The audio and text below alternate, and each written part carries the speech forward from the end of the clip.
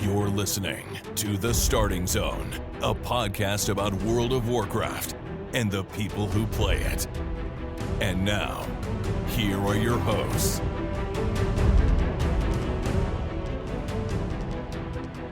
Well, hello and welcome to The Starting Zone, the podcast about World of Warcraft and the people who play it. Today is January 26th, 2025, and my name is Spencer Downey. Thank you so much for listening and subscribing to the podcast. I am joined today, as always, by my co-host Jason Lucas. Jason, how are you doing on this fine Sunday?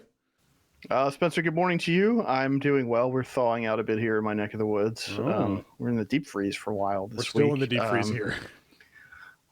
Condolences to you. Hopefully you get a little relief from that. Yeah, it's been pretty brutal here, which has just made everything kind of a chore, man. I don't want to do anything when I'm in the deep freeze. I want to get under a blanket and get some carbs and hibernate.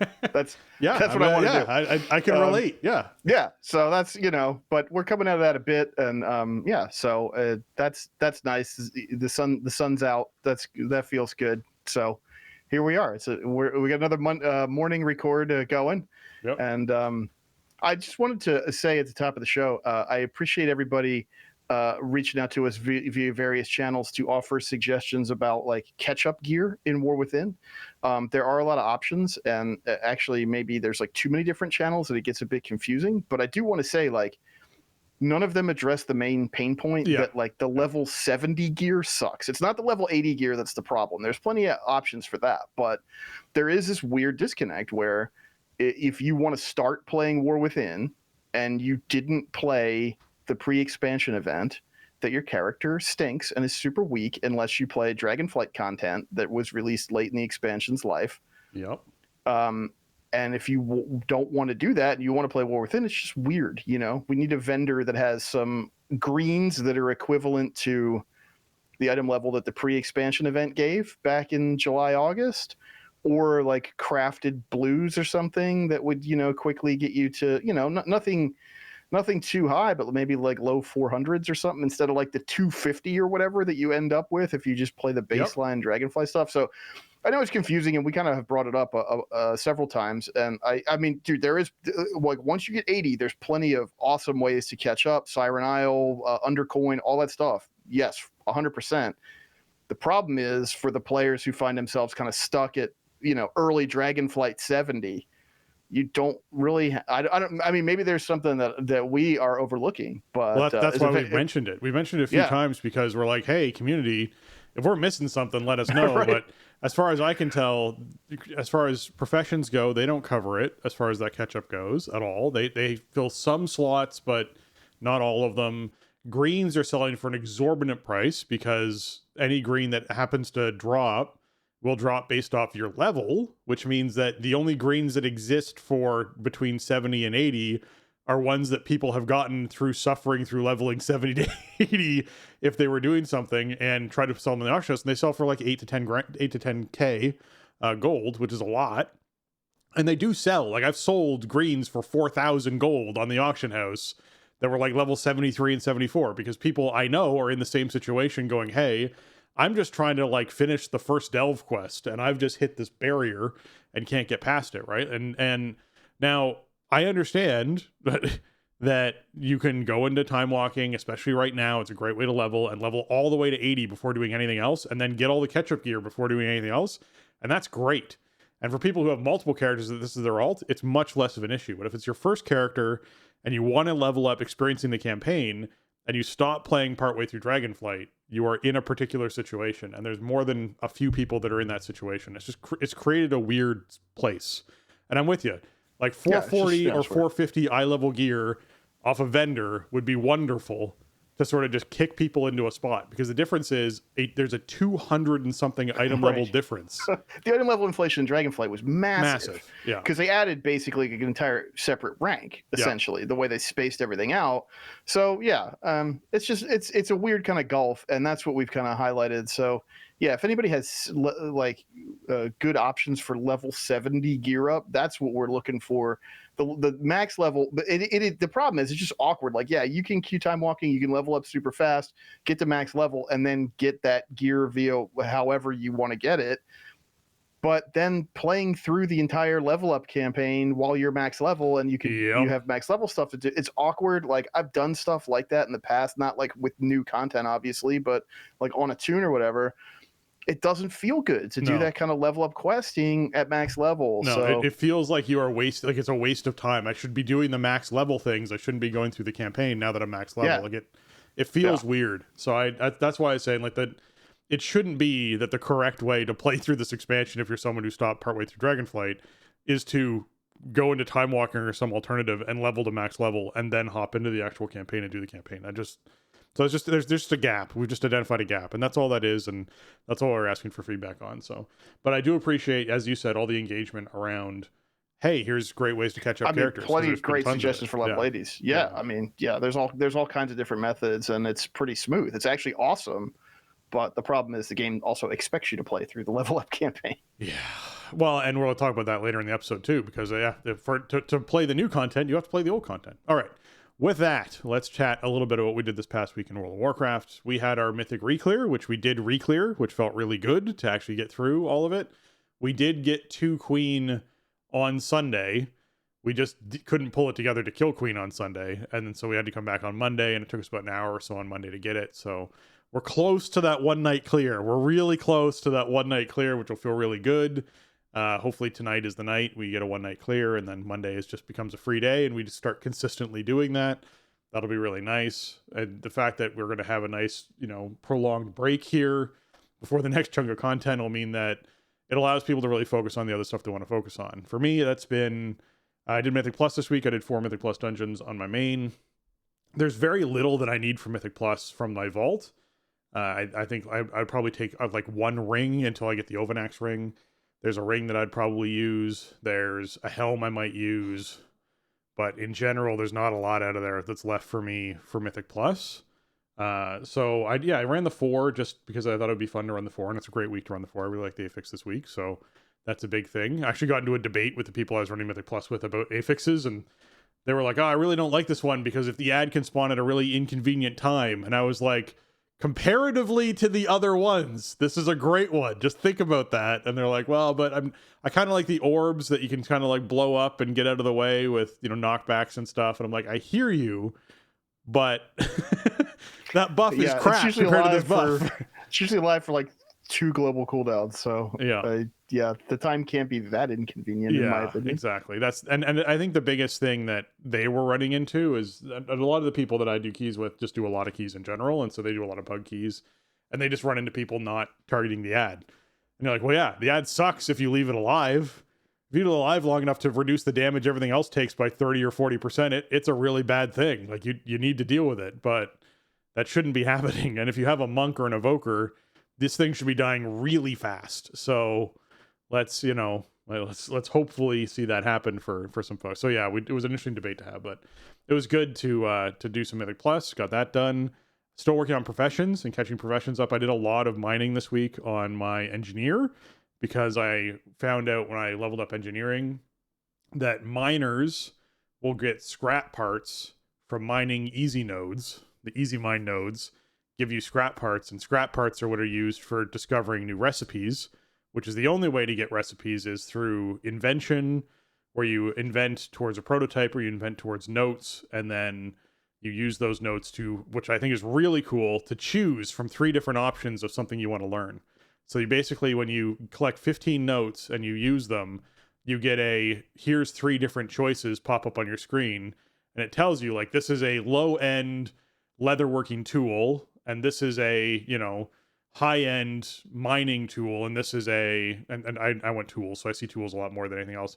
And this is a prototype for the resurrection device that will bring people back to life after a raid wipe. And you're like, oh, okay, I can choose which one I want to pick. And you pick one, and then you use another 15 notes, and hey, another 3 choices pop up, and you can pick from those, and another 3 choices, and you just keep doing that until you learn all the recipes. So I probably have enough scrap now after spending a lot of time mining and trying to catch up mining on my rogue to be able to learn probably everything that's out there, but I'm holding off because I like to use the invent, which just gives you basically a recipe, or at least close to enough notes to a recipe every time you use it, and you get 2 skill points. And I'm trying to get to 100 skill points, so I know I'm going to be using it anyways because it's the main way to get towards 100. So I figure I can hold off and save some of these parts that you can use for creating stuff. But I've really enjoyed engineering. There's some really neat stuff in engineering that I did not know was around this expansion. Like, just like there's fun toys that you just get. So I got a defective like nuclear destruction device, which is hilarious. I got I guess it's good that it's defective. It's defective. Yeah. You don't want it to be don't want it to be effective. Being defective is better. There's all the fishing and cooking and all that kind of stuff as well that's there. As far as profession tools go, there's all of the goggles and helms and bracers that you can make. There's just, I don't know, there's a lot of really neat creative ideas inside engineering that make me, I've always liked the profession from a outside observer, but to have someone who actually is max level with an engineer who's doing fun engineer things, that is new to me. So I'm enjoying that experience so far. So I certainly would recommend people trying out engineering if they're looking to, but definitely take mining as your secondary because it's going to help you out big time with everything that you're doing with it. I will say, it is the most expensive profession for buying secondary things. The fact that I have to spend so much gold on like, hey, I just need to buy buckets so I can make gears, and the buckets just come off a vendor and I can't make them in any way, shape, or form is weird. And the buckets are like 9 gold a piece. And you're like, dude, I need like 1,000 of these. That's a lot of gold. Like, let's be clear. And then it's not just those. You also have to buy like some of the base wire parts and some of the base other parts off vendors.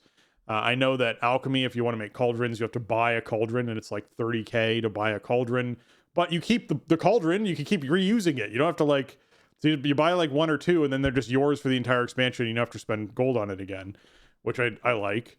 And I know for blacksmithing, there's a few things you have to buy as well, but nothing in comparison to engineering. So I was like, okay, this is going to be a expansion long, expensive profession when it comes to buying stuff off vendors. So that was good to know. I also, I discovered a mount I could make for engineering, and Auctionator, there was an add-on I used that lets me sort of scan the auction house for prices on certain things and purchase things in bulk packages sometimes, which is great. And I use it pretty frequently just for judging it. The biggest thing I use it for is for judging profit off of stuff I can make. So often with a profession, I'll be like, based off of what the materials cost on the auction house and what this finished product is selling for, am I going to make money if I choose to make one of these? Which is great for enchanting, is where I use it the most, because you're like, hey, is this something that's worthwhile me making to try and sell on the auction house and use up some of my concentration to make like a high-end enchant of this? Or is no one going to buy this and it's not worth anything, or the market's flooded with them, right? Well, Auctionator told me this mount costs 2 million gold to make. And I was like, okay, that's going to sit on the shelf for a little bit until I figure this out. Like, there was something similar in BFA, right? There was a mount that you needed a blacksmithing piece and an engineering piece to combine. And for most of the expansion, it was just so prohibitively expensive to put those things together and make the mount. It's like, unless you were a real mount collector, it was just like, okay, this is cool that I know how to make this part, but I'm not going to be doing that. Yeah, it's an interesting thing to put in, and I think it's important to have something that sort of is attractive to all different types of players. And there's certainly players out there where 2 million gold is not a lot of gold to them. I don't think they're an average player. I think they're an outlier, but that is one of those, those things that exist. So having one thing in the game that's good for those people, I'm fine with that. That doesn't bother me at all if that's what they want to do. It's just it was an interesting thing, and it's a mount that has 2 other versions of it in the game. It's the one that you get out of doing the whatchamacallit, where you have the waves of robots that come at you. Awakening the Machine. Awakening the Machine. That's yeah. It's a reskin of that. Yeah. It's a reskin of that. So it's not like it's like, oh, this is super unique and crazy, and you're never gonna. It's just a reskin. So that's cool too. But yeah, so I did that. Worked on engineering. Worked on my other professions through the week. And yeah, outside of raid, there wasn't a whole lot else going on. So I basically did. I didn't do any more PTR. I did do PTR last week before raid, because we had an hour before raid. Actually, sorry, I didn't talk about that. And it was buggy as all get out. Oh my goodness. We got in. First boss was pretty easy. Went on to the Godzilla versus King Kong boss, which FYI is really cool looking. They do clash at a time where they slam into each other and there's huge effects that happen. Like there's some really cool stuff with them, but they were way overtuned. And I don't know, like, here's the tricky part, right? It was normal, the new raid, but they put us in like 610 item level gear.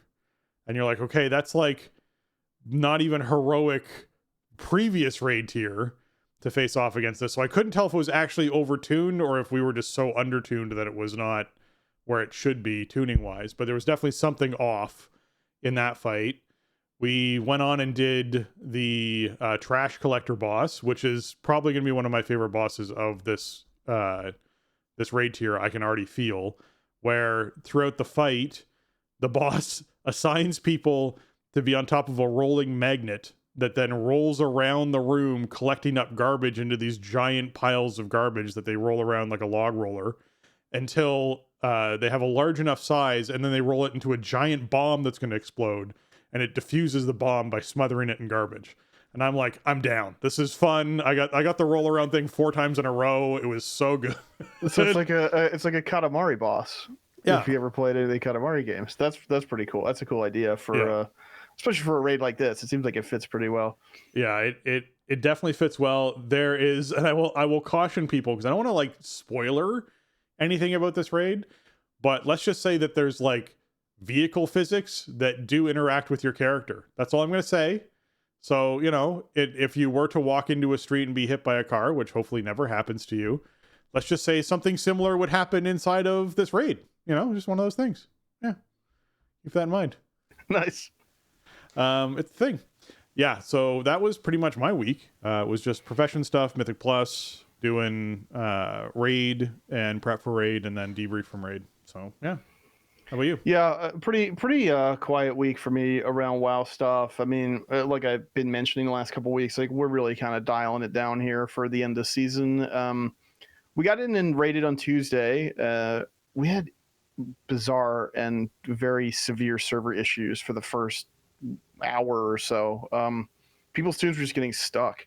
Like they were logged in, they were online, but they couldn't interact with anything inside the raid zone, and they couldn't log out. And then they would like force quit the client and log in a different tune, and then their tune would still be stuck, even though their account was logged in elsewhere. So we had a similar issue weeks ago when we were actually still doing Queen Prog. We had one guy standing on Queen's platform who on his screen was standing about 100 yards below Queen's platform, but on our screen was standing on Queen's platform, couldn't interact with anything, couldn't move, couldn't be killed. So it happened mid-pull, which meant that we were just all locked in combat as Queen just like repeated phase 1, doing wave after wave after wave after wave of slimes, never stopping for like 10 minutes, 12 minutes, until finally, I guess, the force quit finally dumped the person offline. Yeah, something finally timed out, I guess. And then we could get back in, but then we couldn't get them out of the raid group for a chunk of time. So it wasted like 20 minutes of raid. It was pretty surprising. And that happened a second time to the same person, like this past week. Like it happened on like Sunday, where the same person had the same issue, but it was before a pull. So they identified, hey, I can't move or do anything before a pull. And so we all just had to wait until they timed out and we could actually get them out of the raid and get someone else in, et cetera, et cetera. It was just like, what is going on? So yeah, there is something going on with that. Yeah, it was, I mean, this was like a half dozen people, maybe more. It was a big chunk of the raid. And it was like, some people were having some weird issues with Olgrax, you know, the first boss, like, oh, it felt a bit sluggish or whatever.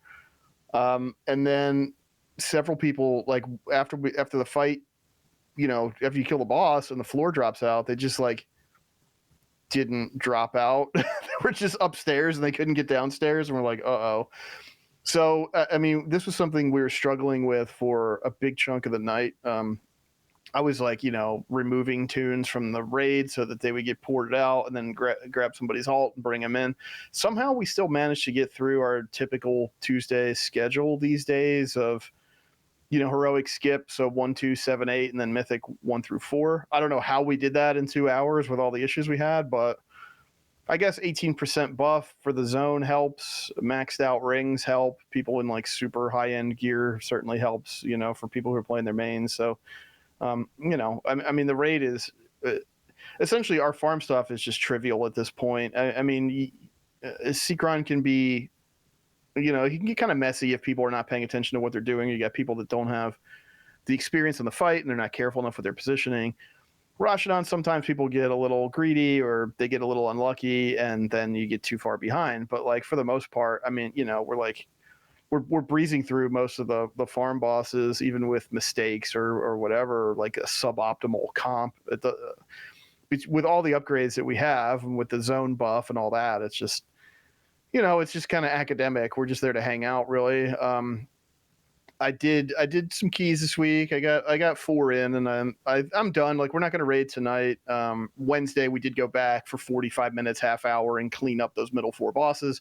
Brought the monk in for that, so that's cool to get the monk some currency and some vault choices and stuff for something I'd be doing anyway. And then some warrior keys. The Void Emissary. It's just like, again, I've been running a lot with a Mistweaver buddy, and so you got some all kinds of options for these types of affixes. And also like classes with, like, obviously I'm playing a warrior, so like I just start dumping executes into it. I play a lot with a Ret Pally, whatever. I mean, the thing just doesn't live long enough for anything to matter.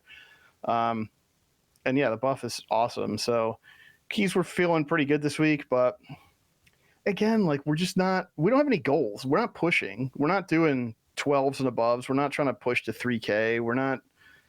We're just clearing just to clear, and maybe something cool comes out of vault and we hang out for a couple hours and have a nice time. That's really all there is to it, which is fine. I don't think that's an invalid reason to like play the game. In fact, I think maybe that's the most important reason of all, really, is to like enjoy the company and have that kind of social environment to play in. But it is, I mean, I'm not going to lie, it's feeling a bit like a chore. Like there's just other stuff I'd rather be doing with my time, but I do have that kind of responsibility to the group, which is fine. Like I'm enjoying myself. It's just like, I am so checked out of this season. And along those lines, I opened the Great Vault on Tuesday reset. And what do I find but a Mythtrack Sareki Zealot's Insignia, which is the neck from Seacron, which is super well statted. And it has the special effect on it that when you receive healing, you restore mana to the person that healed you, and you both get a verse proc, which is awesome. It's such a cool effect, and yeah, it's a really nice thing to have. And it was really the last thing that I was like, it would be so cool to have that before this is over. And now it's like, okay, well, that's done. I guess like there's some side grades that could be cool. Like there's some boots that maybe might be slightly better statted. Like I could use a slightly better shield, but 639 equipped with my main stuff on. I got like really good trinkets, Mythtrack, and I got the special cloak and neck Mythtrack maxed out of the raid. Yeah, it's a great feeling. I need like one more gem socket, so I guess I can't go wrong with this week's vault, because no matter what happens, I'll at least have the last thing I need for sure. Yeah. So it's awesome. And also like, it was a big haste upgrade replacing that neck. So, I took a big haste downgrade going to the circlet. And so this kind of evens it out a bit. I'm back around that 35% haste on gear, which feels a lot better to play prot with. So I'm happy about it. It's just like, what am I going to use this for? We're not doing prog anymore, and I'm not pushing anything. So it just makes the stuff that was already easy that much easier. That's a good thing, but it's just, we're in the super late stages here. Yeah. I did go out and finish up Siren Isle, obviously, for the final week. Got, flying unlocked out there. Got the final upgrade on the ring and the toy that comes with it and stuff. That was cool that they threw a toy in there. That's something I wanted to mention, because you mentioned the ring earlier, is for folks who haven't been doing Siren Isle consistently, or, whatever it is going on. This past week was the week where if you are fully caught up, obviously you need to catch up otherwise, but you can catch up in one day if you're looking to do that. You don't have to catch up over weeks of time. Where you've now unlocked flying. When you do the dirigible flight test is what you do. And once you've landed that, you then unlock flying on Siren's Isle. So you can fly around and do all the tasks there, which make them substantially easier. It's also the last ring upgrade week. So you should have that 658, I think is where it ended for that ring eye level. So that ring should be pushed to that. We shouldn't be seeing any more upgrades to the ring or big Siren Isle unlocks after this past week. So just keep that in mind. Yep.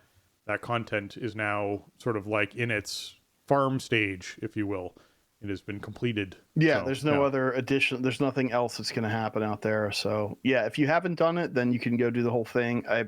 You should, like, if you are like a progression type player of any variety, if you play endgame PvE, you should go get this maxed out before season 2. You will use the ring probably until at least like about mid-season levels of gearing, or maybe even later, depending on RNG and other various tuning. So definitely worth going to get. There really was like Siren Isle. It was fine. I think a lot of players really dislike it because they wanted something meatier. I liked it because it wasn't really very meaty, and it was just this thing I could go do for half an hour a week, and get some tangible benefit. And it has tons of rewards. Like there's so many things to purchase out there that I feel like that was the meat. I feel like yes, there wasn't a lot of content meat in the sense of like, hey, yeah, there's new storyline, a new exciting dungeon or something that's happening inside of the situation, but if it is content where if you want the rewards there, you like do the loop on multiple characters, do the loop whatever you want to do it, or just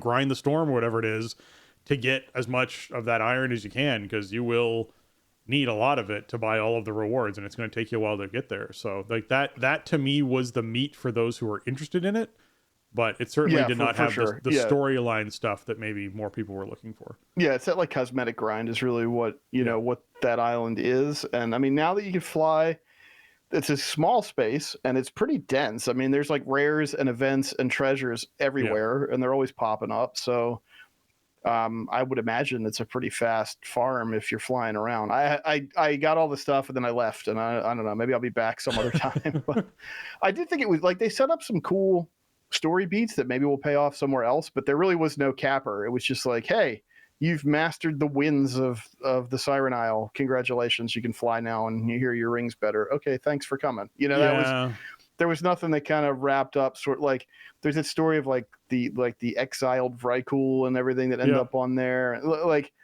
there's stuff that gets it's set up and you dig into it a bit as you go through the questing, but there's no real payoff. So maybe that'll be at some other point, or maybe farther into the expansion we'll encounter like the people that left there or something, or who knows. But I did think that was a little weird that the end of it was just like, here, fly around and do this little vehicle mini game, and okay, thanks for playing Siren Isle. But like I said, I didn't even I have to make a confession here.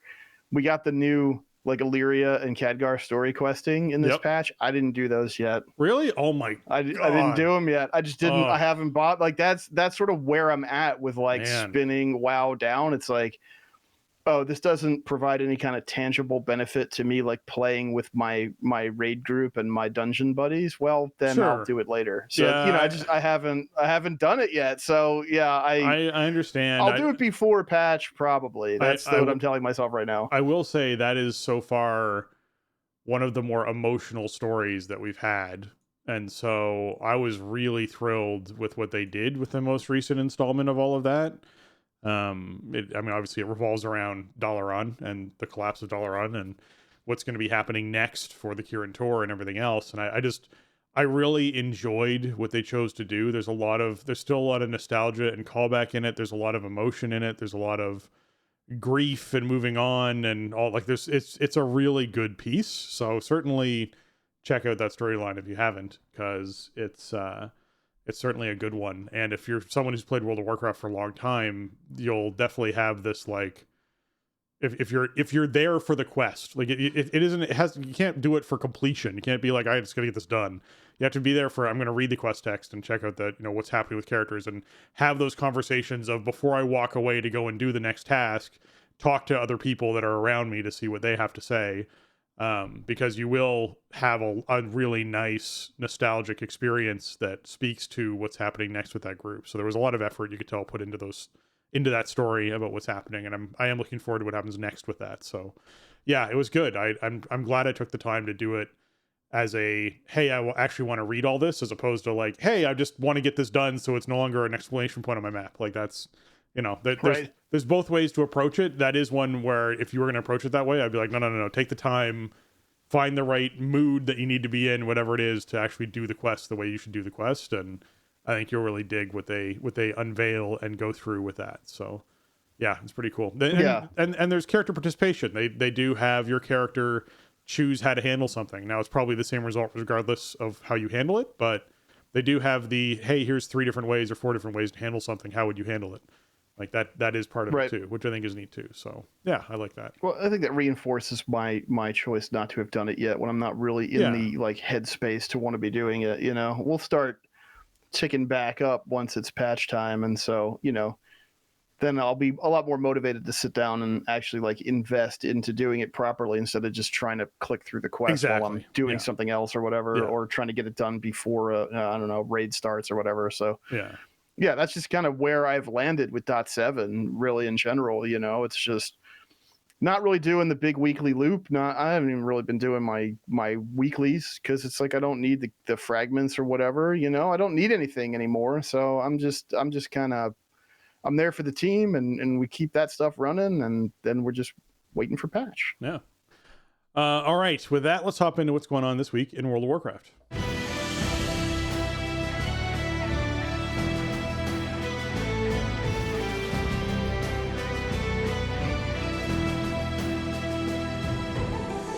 All right, this week is the Classic Time Walking event as part of the Turbulent Timeways going on, which means if you complete 4 of these, you get yourself your Turbulent Timeways buff, increasing experience gains by 30%. And if you happen to complete 5 of these, you get a cache of heroic Nerebar Palace loot during the Turbulent Timeways. So certainly a great way to level up.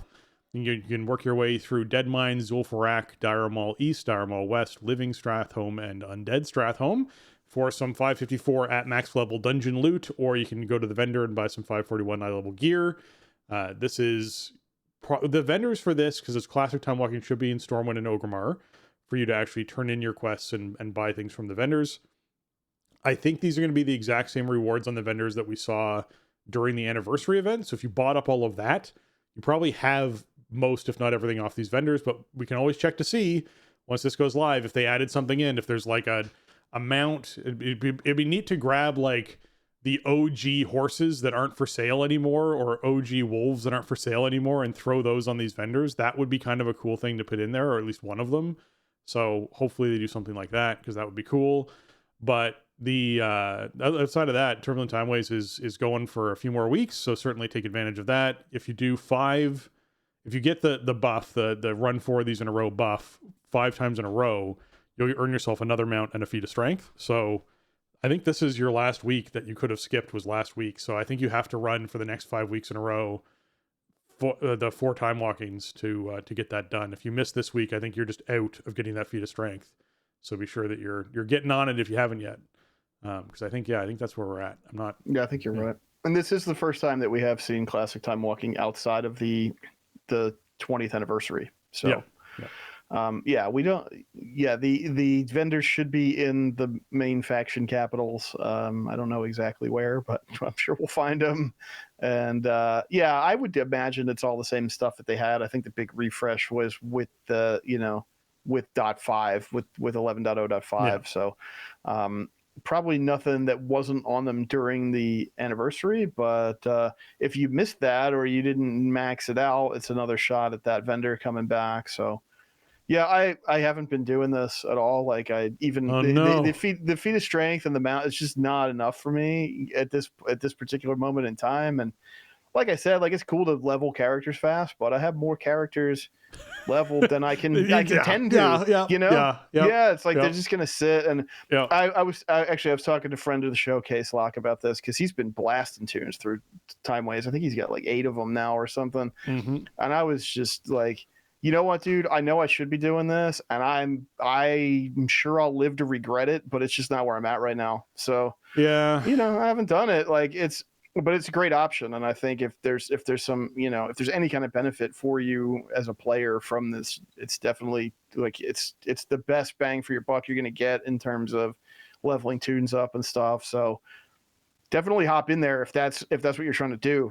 I think the problem is tying so much of the benefit to like XP gains to a player like me does nothing right now. Well, I don't really care about gaining XP in January 2025. The heroic cache to me is the other thing. So I like this week my rogue had hit max level, so I now have all my professions covered by max level tunes, so they're all maxed out. So I was like, all right, well, what do I want to actually spend my time doing time ways on? And I initially was looking at like other characters, and now that I'm thinking of it, I'm like, I said I don't have all the heritage armors, so I could do like one of the heritage races I haven't done yet. I could do that and get that out of the way, because that would be another great one for me to do. There's some horde races I haven't maxed out yet, so I could do that too with some of those, just to sort of, finish off that aspect of it. Those are certainly ways I could go with this. But then in my head, I'm also like, dude, heroic piece of loot. So I just took my evoker and was like, I'm going to just take my evoker through this and get a heroic piece of loot. So I did. So I ran 5 of them. That got the buff. That counted towards it, even though my evoker's max level. And I got a heroic piece of loot out of it. So I was like, all right, that's still worthwhile to me. So that was the double enticement, I think, that works out well with this. Now, someone in your situation who has, 3 or 4 characters that they play and they're all heroic geared or plus, I can see that there's not as much attraction, but a lot of this is just applies to me personally because of my mania around this game for many years. Like, I have all the heritage armors, and I have a character of like basically every flavor at least level 70, and I have 3 characters that are in full heroic gear this season. So I obviously, like, a lot of people are not in a position like that, but just for me personally, it's like there's just nothing drawing me into this right now. So that's just why I haven't been doing it. If there was some, I'll tell you what, if there was some kind of like massive badge bonus to badge acquisition or something you could unlock, I would be more interested in it, because they added so much cool new stuff to all the time walking vendors, Or how about this? That would be neat. How about streak protection on the Infinite Time Reaver that I still do not have since I saw someone get that this past week. I saw someone actually have it drop this past week. I was like, dude, congrats. It still exists. Sometimes I wonder, like, did it end up in a bag on an alt that I never play? I don't know, maybe. And that's why the game never drops it for me, because I have it somewhere and I'm just unaware of it. I don't think that's the case, but the mount's been out for like 11 and a half years. In its first iteration, when in Culling of Stratholme, I remember getting that mount off of, who was the demon that was in there?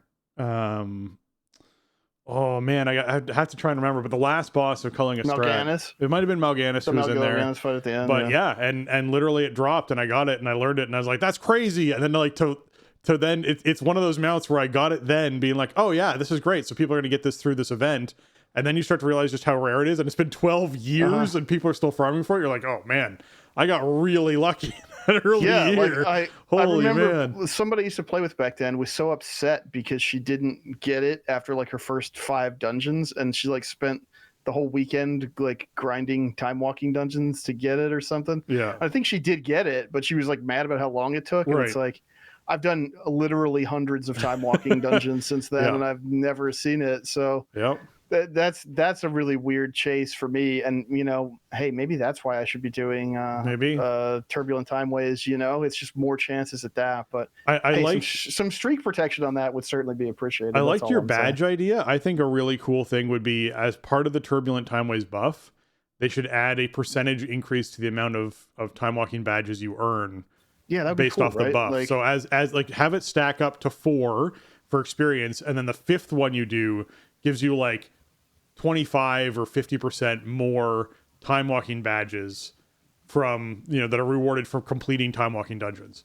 So you just get like this large. So it's like, hey, if you want to keep going, if you're leveling characters or whatever, and you want to keep going, or if you're farming that mount, you can get 50% more badges every single dungeon that you run for just continuously running dungeons while that buff is up. I think that would be a cool way to do it too. Yeah, I mean, they added like tens of thousands of badges worth of new stuff on these vendors. So like, I would that would be a thing that would maybe influence me to do it, even if I didn't want to level anybody. Right. Yeah, I get that entirely. Okay. The weekly event is the Titan Disc Fragments. So you're going to get your Titan Disc Fragments again. Remember, this is a 3-week rotation. So the previous one that you got, you could still complete. And the one before that, you could still complete, but it's going to go away the next week. So right now we're working on Titan Disc Fragments coming back around, which means the world boss, which is the aggregation of horrors, the big Skardan abomination in the Reen Deeps. If you can kill the world boss while not in a raid group, which means if you can get down there on Tuesday or Wednesday and are sort of poking around, seeing if there's a group that's trying to beat them, you can get that boss killed, which will get you 50 of these fragments. Unfortunately, you won't get that if you're inside a raid for whatever reason. They haven't resolved that yet, but That's a great way to get some fragments up front. If you're someone who has a new alt and you want to go and run some delves, last week was the delve event that was going on, and so there's some delve quest stuff that's still lingering around in your quest log if you haven't done them, then that's another great way to get some of these Titan Drift fragments as well. If you're trying to complete the weekly dungeon quest for reputation, because you can get 1 renown off of just doing that quest, which is a great way to max out the Weaver reputations that are down there of the Azkahet different Weaver reputations. You can actually basically choose which one you're going to help for the week as the one that gives you the actual increase to your gathering speed, and then use this quest to get renown with the other 2 who you are not favoring that week because you want the gathering bonus to cap those ones out. So that's a great way to do that. That'll also help you get some Titan Disc fragments as well if you're doing some dungeon stuff. So lots of little ways to get it, but there's some ways to complete it that are faster than others. Treasures, rares also drop them too, so you can get them from all sorts of stuff when it comes to Titan Disc fragments. And then it's another good source of them. It's just like doing whatever you're doing on Siren Isle. Oh yeah. A lot of stuff out there grants the fragments, and so if you go out there to do fill the bar, right, you're probably gonna kill some rares, you're probably gonna do some of the excavation events and all that, and you'll get a pretty fair chunk of them from doing that too. So kind of that deal of like, do your lap at reset, pick up all the quests, and then do whatever it is you're gonna do. But adding Siren Isle into the mix, I think. Is another really nice source of them. It has been for me the last couple times it rolled around. I'm like, oh geez, I'm already like halfway done with this, and I didn't even start thinking about it yet. So don't leave that out of the equation, I guess, if you're trying to do your big weekly lap. And that just comes from also just they're farming iron, which is nice to do. So certainly worthwhile. All right, PvP brawl is Gravity Lapse. This is one of the oldest brawls in the game. This is Eye of the Storm, except every minute gravity will turn off. And you'll float around, and then you'll eventually, fall to the ground. So just be sure you don't float around off of the meteor that you're fighting on, because then you'll fall to your death. So that's in space. You just keep falling. It's pretty terrible. So you definitely don't want to do that. But yes, this is one of the oldest brawls. It's I think could use a refresh. I would say it's a little weird they haven't done that in so long, but it's probably just not even on the radar.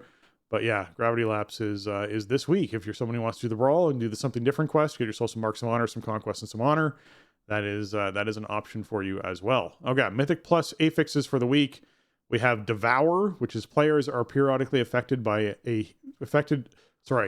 Let's frame this the way we wanted to frame it. Players are periodically afflicted with a healing quota while in combat, is what we settled on.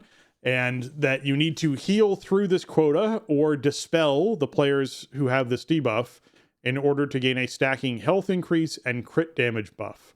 If you fail to heal or dispel the quota off of your friendlies, then enemies will heal for 10% of their maximum hit points per player who is not dispelled or healed inside that situation, healed through the quota. Yeah, because this isn't a healing absorb, which is what everyone sort of frames it as, because it doesn't actually absorb healing. When you're healing someone, they'll still receive the healing before this thing is completed. It just tracks the amount of healing that person is receiving, and they have to receive X amount of healing for it to go away, for it to actually to end and fall off of them as a debuff, or you can just dispel them. So that's one of those two things. I will caution, this is the heavy caution for this week. If you are choosing to dispel this, if that is your decision, be sure as a healer you are paying attention to what other things you normally have to dispel inside of a dungeon. If you are working your way through the maze inside Mists of Tyrannosaith, and you dispel someone, and then they get the debuff that kills them if it's not dispelled off them, and your dispel is on cooldown, you have messed up. This is a problem. So most healers these days choose to try and heal through all of this. It is work. You do have to sort of plan around what you're going to do cooldown wise to heal through it.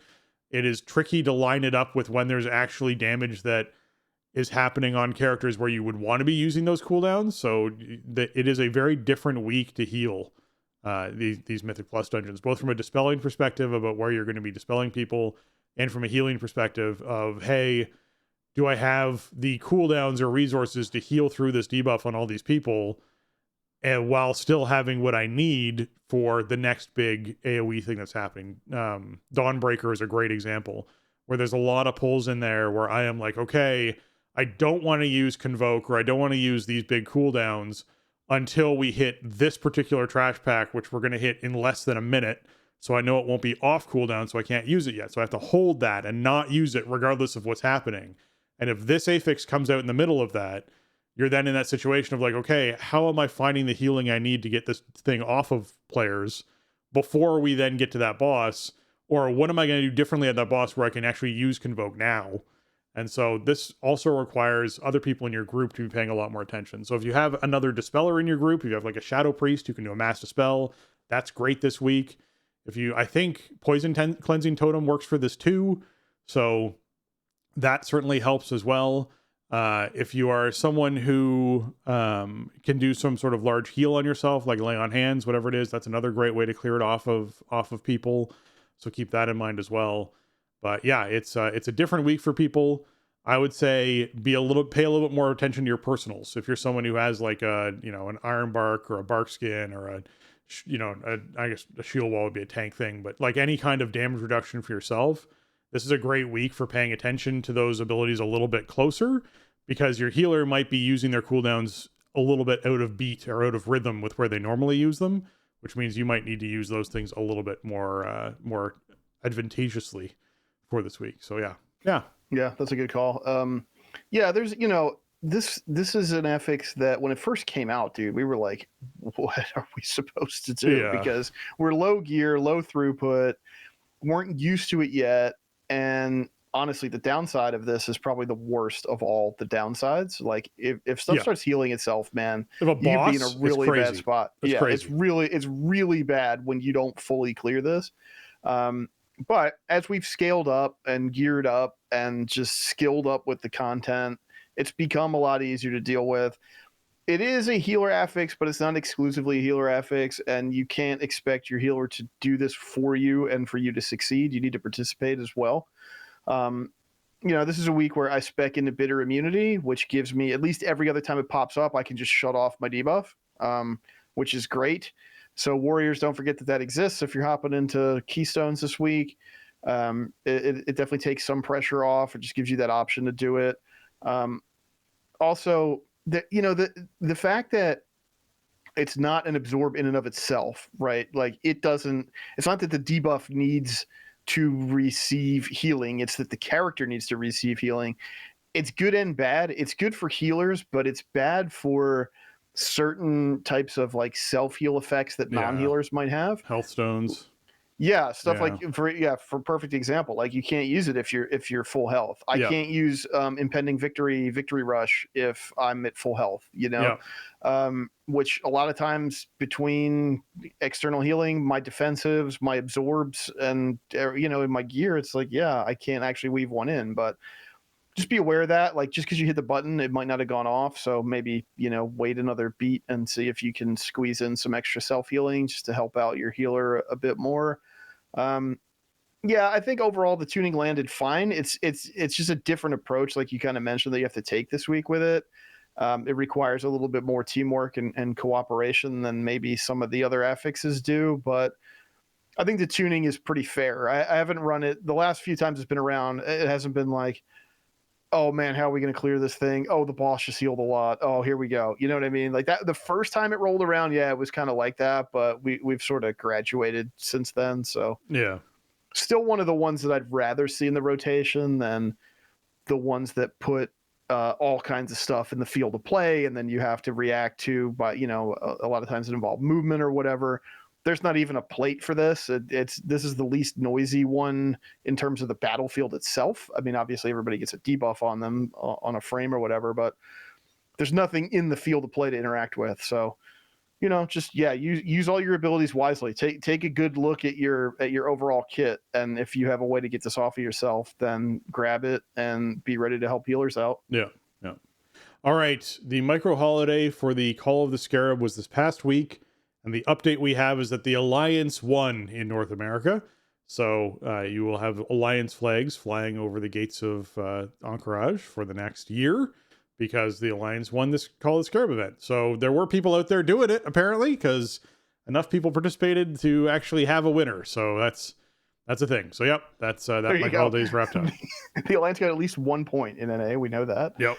And yeah, so we were talking about this a little bit pre-show. Like we were trying to figure out the all-time record in NA, and it's like it doesn't appear to be kept anywhere. This is how little this matters. There's not even like a record of who's won each year since 2017. Yeah, it was weird. Like not on WoWhead, not on WoWWiki, nowhere. Like there's no no one's kept track.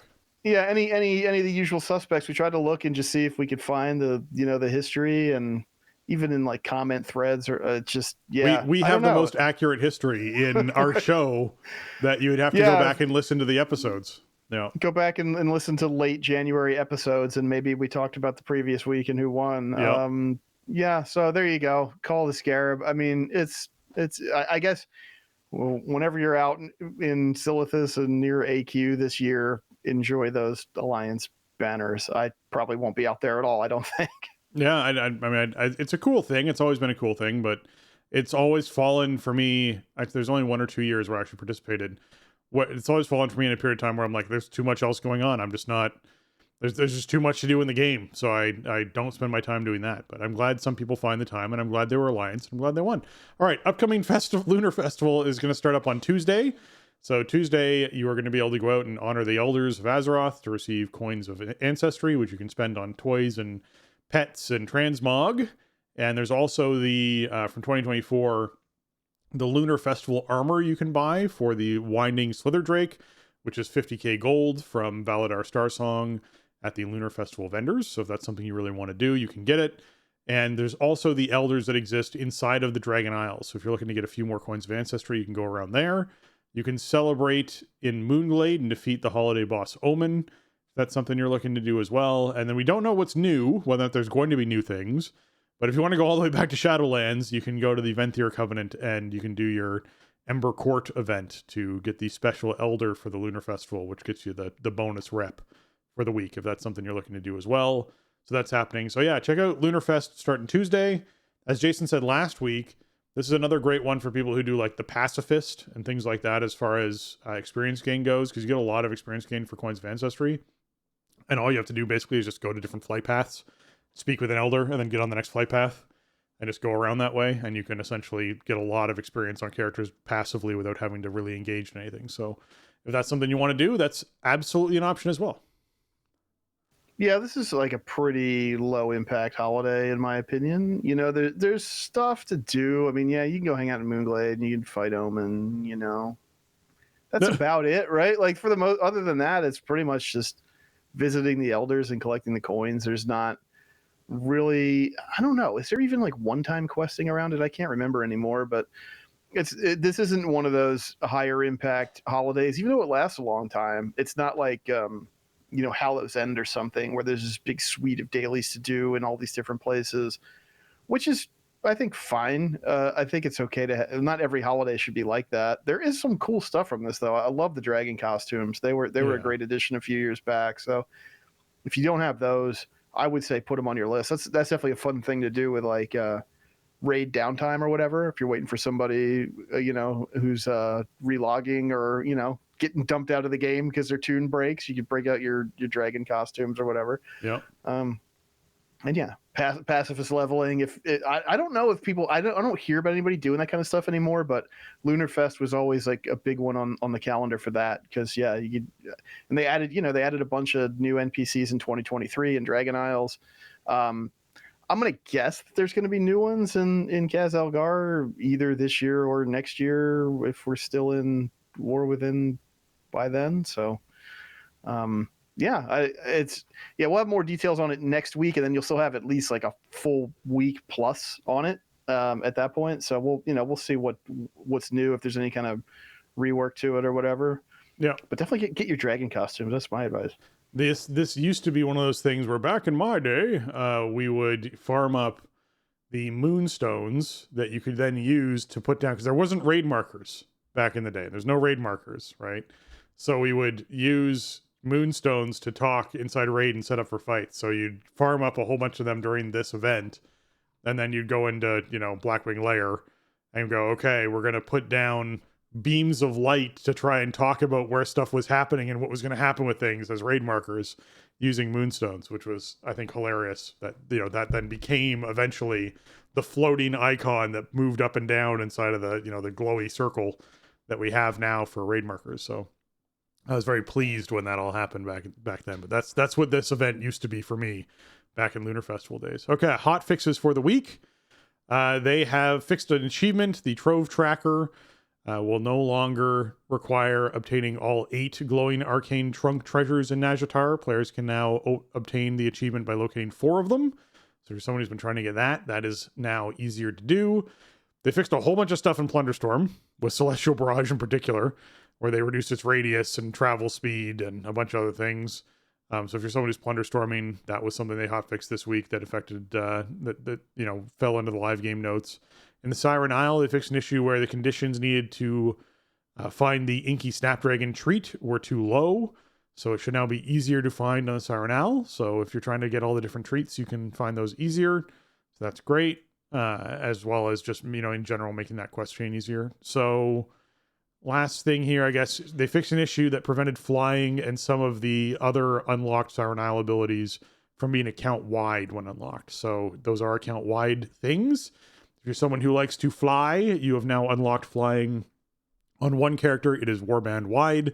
So all your characters should be able to fly now, as far as Siren Isle stuff, if you've actually done that. So that's great too for folks. Yeah, this is one of those hot fixes that makes me wonder, like, they frame it as like a bug, but was this like a design intent? Because people were not happy, as you can imagine, when they finished the weekly quest on a toon and then other toons couldn't fly out there. Yeah. Now, there is something weird about sort of the way this progression works, how you get sort of this zone-wide bonus from completing each of the weekly quests. And so maybe that had something to do with it. It seemed intentional. It seemed like that they had designed it that way, and pivoted on it because of the complaints. And maybe that's not the case, but just as a seasoned veteran of this game, that's sort of the impression that I got. It's like, it's supposed to be like your character is progressing through this and getting this cool item and getting this, you know, these cool benefits from using the item in this location, and then you repeat that process on other characters.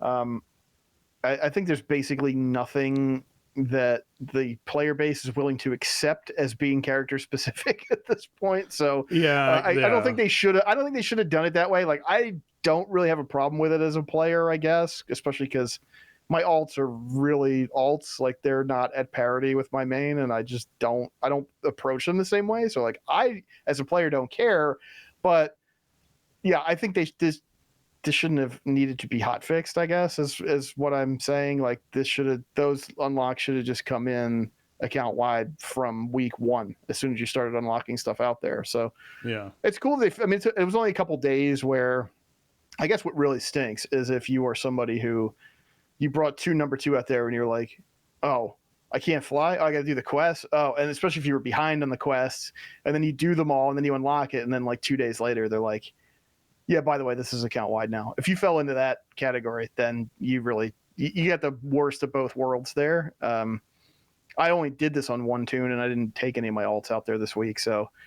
you know, I'll be able to just benefit from the changes. But if you took a character and then redid all the questing because you weren't getting the buffs, then that's like pretty much worst case scenario, I guess. But going forward, it's, you know, all that stuff. I guess that means like all of the different like weekly bonuses are they don't specify. I guess it says some of the other ones, so I don't know. Yeah, it'd be nice if they said which ones were account wide once unlocked, but hey, whatever. I guess if you need something out there, it doesn't really take that long to get it. So you probably have whatever you're going to get account wide at this point, and if you need something else, then go do the exclamation points. Yeah. All right. Plunderstorm Trios is now live, so you can now play with 2 other your friends. That's now up and running this past week. As well as you enter the hub of Goblin Ingenuity in Undermined. The Undermined Zone overview is now live. So this is the whole giant Undermine overview post We're not going to go through the entire post, but we will highlight the things that we think are important for you all to know and pay attention to, because it is going to be our new hub going forward. And there's been a lot of like data mining and people playing on PTR and people posting things here and there. There's an apartment that people can get that I know a lot of folks are excited about. It's not actual player housing. It's just kind of like faux player housing, but it's a step in that direction, and it's a nod towards their plan for it in the future. So that's been something that's been very popularized in social media, is you get your own apartment that's there.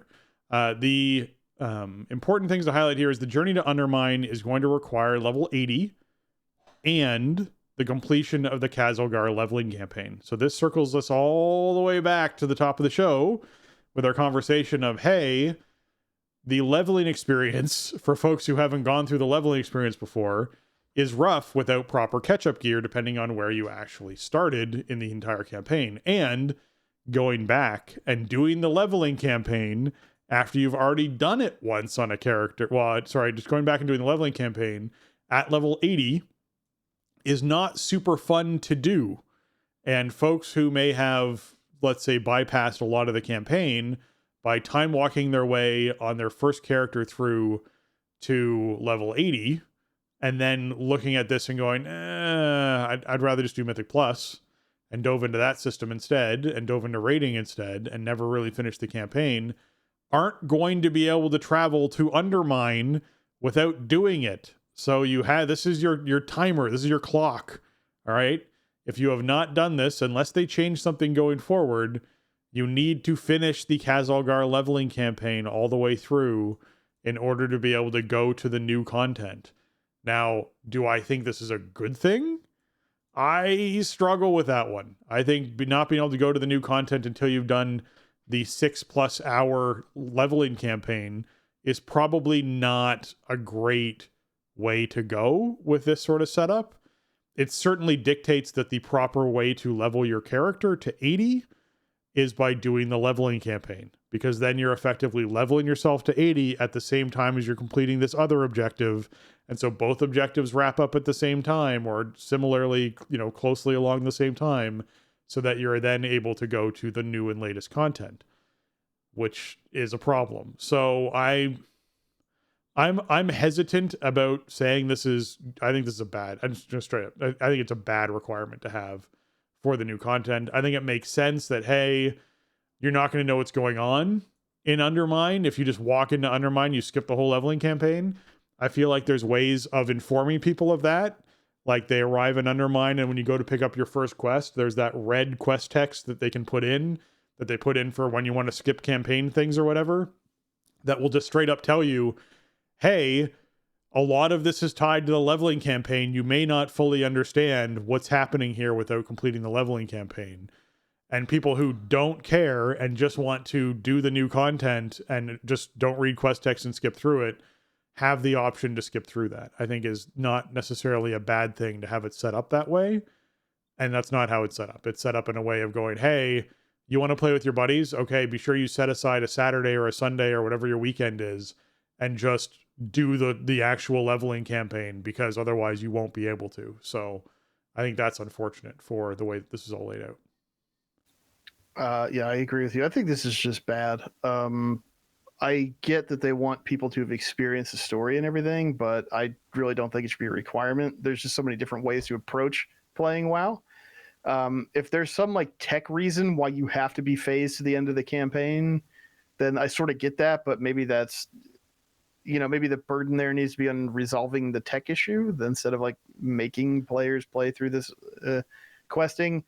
Well, they have campaign skips already, so like you'd assume that right. the hurdle of the tech skip would be, hey, are you sure you want to skip ahead to the Undermine campaign? This will essentially, bypass you learning anything about the previous campaign. You won't be able to complete that once you've done this on this character. And then the person has to make the decision of, if I ever want to do this, I have to go on a different character and go through the Khazalgar leveling, right? Like that'd be the decision they have to make. I mean, it could be, I don't know, but I just feel like we know how cyclical kind of a big chunk of the WoW audience is, right? Like we see it just from doing this show for so long, and sort of the the sort of waves of discussion and engagement that we have with listeners around when WoW's hot and when it's cooled off. And it's going to get really, really hot leading up to an expansion, and then the immediate wake of an expansion. Then it's going to cool off, and then it's going to get hot again when the first big patch comes out. Not as hot as the expansion, but it's going to tick back up. You're going to have a lot of people coming back who maybe they didn't finish the Khazad-dûr leveling campaign, and they want to play Undermine because it's cool. They want to get their car, and they want to do the new stuff, and they want to play with their friends who are still playing or whatever. It's like, well, go do the story questing that you didn't care about enough the first time to finish, right? Like, I think it's a weird requirement, but I guess it's good they highlighted it. Man, that would have been a bad day one surprise, wouldn't it? Oh my God, yeah. So yeah, I think it's definitely worth. I wanted to make sure we publicized it on the show today. Make sure that you know that if that's what your plan is, that you make sure you get your questing done. I mean, it's also why knowing that they do this kind of stuff. That's why whenever like a new expansion comes out and people who maybe are not as invested players or they've been out for a long time and they want to give it a whirl, they ask me like, "What should I do?" It's like, do literally every quest you can find. Do all the main story questing. You should do every quest everywhere if you can, but like definitely, and now the game designates the campaign quest for you. Make sure you do all of those before you think about doing anything else. For me, that's kind of how I approach the game anyway. Usually, like when a new expansion comes out, I want to play through that whole story and have all that stuff unlocked and get whatever rep and other things along the way come with it. That's always my approach anyway, but also I feel like the game is really structured around you doing that. Like it's kind of expected, even if it's not really explicitly stated that way. Like without doing it, you just don't have access to, big chunks of the game. So it's got to be done. But I think when there's a patch roll, it's an opportunity to go, okay, you don't have to have played the previous patch. Like we're playing this patch now. Yeah. No. Okay, the next thing we want to highlight from this post is that the cartels in Undermine are always looking for temporary contractors for quick gigs lasting 1 week with no restrictions on who you choose to ally with, though your experience in Undermine changes based on which cartel you choose. Whichever cartel you decide to align with, whichever cartel you decide to align with is up to you, and Katie Racketring in the Incontinental Hotel can help you decide. When you earn reputation with any of the cartels on a new open world renown track, you'll gain access to unique goods, including an explosive new achievement title and a rocket mount, and the top skimmer special, for what I assume is the rocket mount's name, for all your hard work. So there's then a list of all of the different, the Bilgewater and Blackwater and Steamweedle and Ventrico of the different ones. And I presume this is going to be very similar to the Weavers, where you have, hey, this one, has these advantages for you for the week. This one has those advantages for you for the week, et cetera, et cetera. And so the important thing to note is this is a weekly thing. This is a quick contract gigs that last 1 week. So this is what you're going to be doing, is signing up with that cartel for a week to support them. And you'll get benefits based off of which one you sign up with and support for that week. So keep that in mind. Seems basically like a 1-to-1 with Severed Strands right now, right? Like what we have in Azj-Kahet, except you have at least one additional choice, and the post teases like a fifth one that they don't lay out. So maybe you have to like reach some level before it unlocks, or maybe there's like a moment as the campaign story unfolds that it unlocks or whatever. But so yeah, it probably, in the ancient times, it used to be there'd be a faction and an expansion. You had to pick one or the other, right? And if you picked it, you would get rep with them, and you'd get hated with the other faction or whatever. Yeah. They don't really do stuff like that anymore. And this is obviously more choices than with Azj-Kahet, but my thought would be you should be able to max all of these out if you do your weeklies every week, and just keep picking different ones to rep up with. So yeah, that's cool, because there's usually a lot of cool unlocks and stuff that come along with these types of systems. So just keep that in mind. It seems like there's probably some profession specific stuff you might want to target first, the way they kind of lay out and describe each of the different cartels. So I guess keep that in mind. There might be one that you want to target and max that out first before you start collecting the whole set. Yeah. I gotta look a bit more into what the benefits are. Like I said, I haven't played PTR, so I haven't really looked at too much data mining stuff. So I don't know where I'm starting yet, but that's going to be my approach, right? I'm going to figure out like, okay, professions are the number one thing, I guess, on my mind here. If there's a benefit to that when I'm choosing which one to go in with first. Yeah. So Katie Racketing will be one of those ones you sort of go, okay, Katie, what do we got? What do these people do? And they'll describe all the benefits. Assume you'll look at the trees that you'll get for, how that sort of pans out benefit wise for you and where you're spending those points. I'm assuming you'll still be like, I'll still be gathering my Severed Strands buff to get my 30% increased gathering. But if this then I has hope so, man, if they shut that off somehow, if this then has, really bad. it's going to feel really bad. If this then has like a perception increase, so you get higher quality goods more regularly, or finesse, so you get more goods, like that would be an interesting thing to be looking for inside of these different groups, right? I can definitely see like Venture Co. being like, oh yeah, you team up with us, you get finesse, you're going to get, this like 500 finesse bonus or something every week and across your account. It would be like, oh, okay, well that's the one I take every week, so that when I'm out gathering, I just get substantially more stuff on a regular basis. So that's certainly something to keep in mind. Okay. The other thing they mentioned in this post is Operation Floodgate, which is the dungeon that's there. I'm just going to read the boss names because they're great. You have Big Mama, which is actually M.O.M.M.A. So this is the, we don't know what Mama stands for yet. I assume inside the Dungeon Journal will probably tell you, but it's a prototype mech named Big Mama. So keep that in mind. You then face the Demolition Duo, and then you're up against Swamp Face, which is just like a big hibernating beast, apparently, named Swamp Face, which sounds like something that a goblin would call something that had a swamp face. And then you have Giesel Gigazap, which is a very goblin-y name. So you have lots to look forward to with those 4 bosses in this new dungeon when it rolls out for folks to check out. All right, next post is Delves in Season 2. This is feedback post for Delves in Season 2.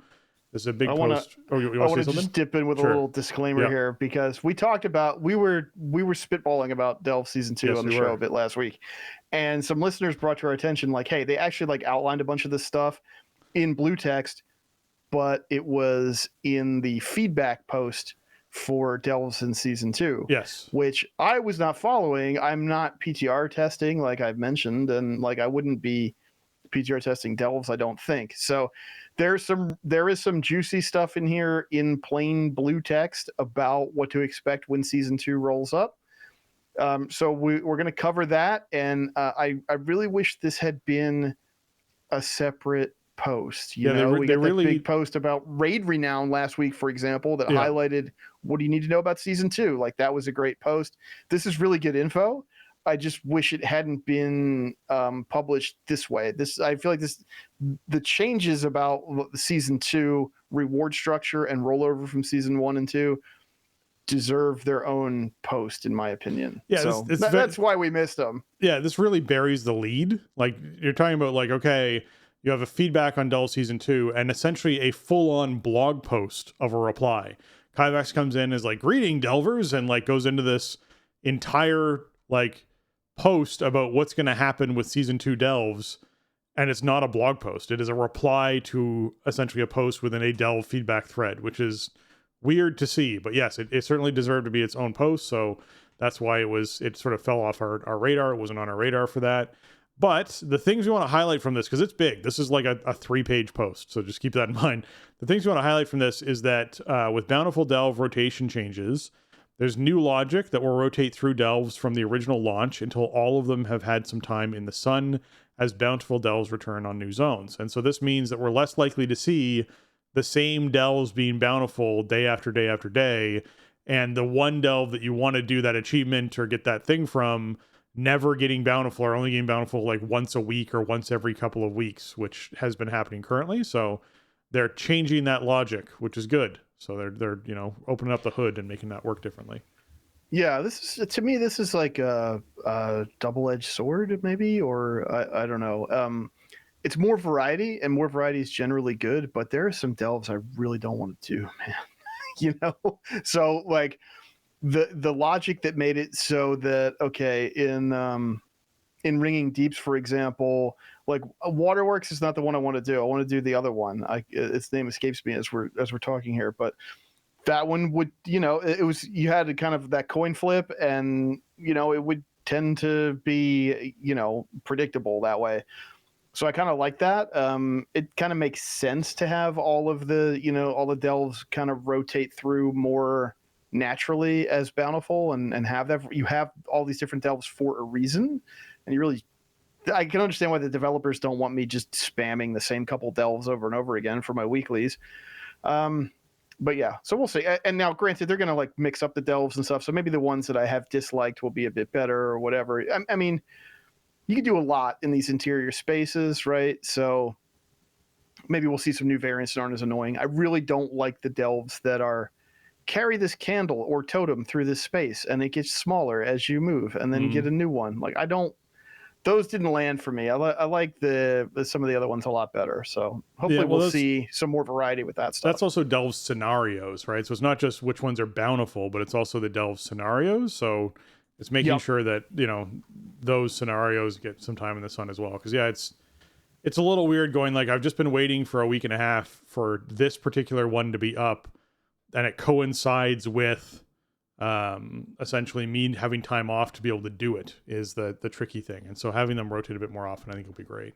Okay, Season 2 changes. Bran will keep his level going from Season 1 to Season 2. And Bran's level cap will increase to 80 in Season 2. Your coffer key balance will be reset. So you're going to lose all your coffer keys, all right? Keys cannot be carried from Season 1 to Season 2. There is no mention in here of any kind of conversion rate to gold or anything like that that's happening. They're just saying straight up, use your coffer keys because they're going away. And I had basically guessed that was going to be the case, most likely, and that is the case. I will say they do not mention anywhere in this feedback post Undercoin. It's not mentioned anywhere. We have no idea what's happening with Undercoin. So right. We sort of have to, I guess, conclude from that your Undercoin will just carry over. But I guess, we're still a ways out from patch, so anything could change. We could get some different information.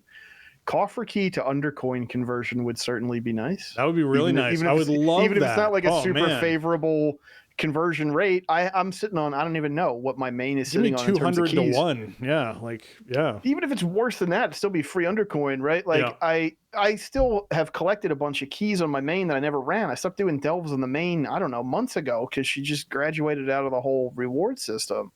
But you do weekly stuff and the keys just kind of pile up. So yeah, conversion to Undercoin would be awesome. I would take whatever I could get versus just having them deleted. Just saying. Yeah. But like Undercoin would make sense, and there's plenty of stuff on, there's not like there's not like relevant power really on the Undercoin vendors.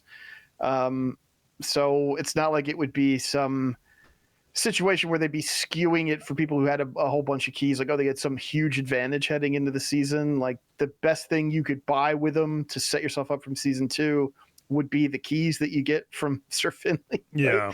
So, and that's what, like 3,000 Undercoin total if you're all the way up the track. So it's not like it would be, that's not that much Undercoin to collect in advance of the season roll either. So, if all that stuff is the case, I don't think it would be some huge imbalance where it's like, oh, I didn't know I was supposed to be collecting keys because look at all this Undercoin. Like, I think we could weather that as a player base if some people got some nice bonuses from having a bunch of useless keys at the outset of Season 2. Yeah, I agree. I don't think there's a huge, massive advantage with that. I also feel like Delve Gear, if it remains in its current state where you get heroic loot from completing high enough tier delves, that has nothing to do with bountifuls, which means the keys don't factor into that at all.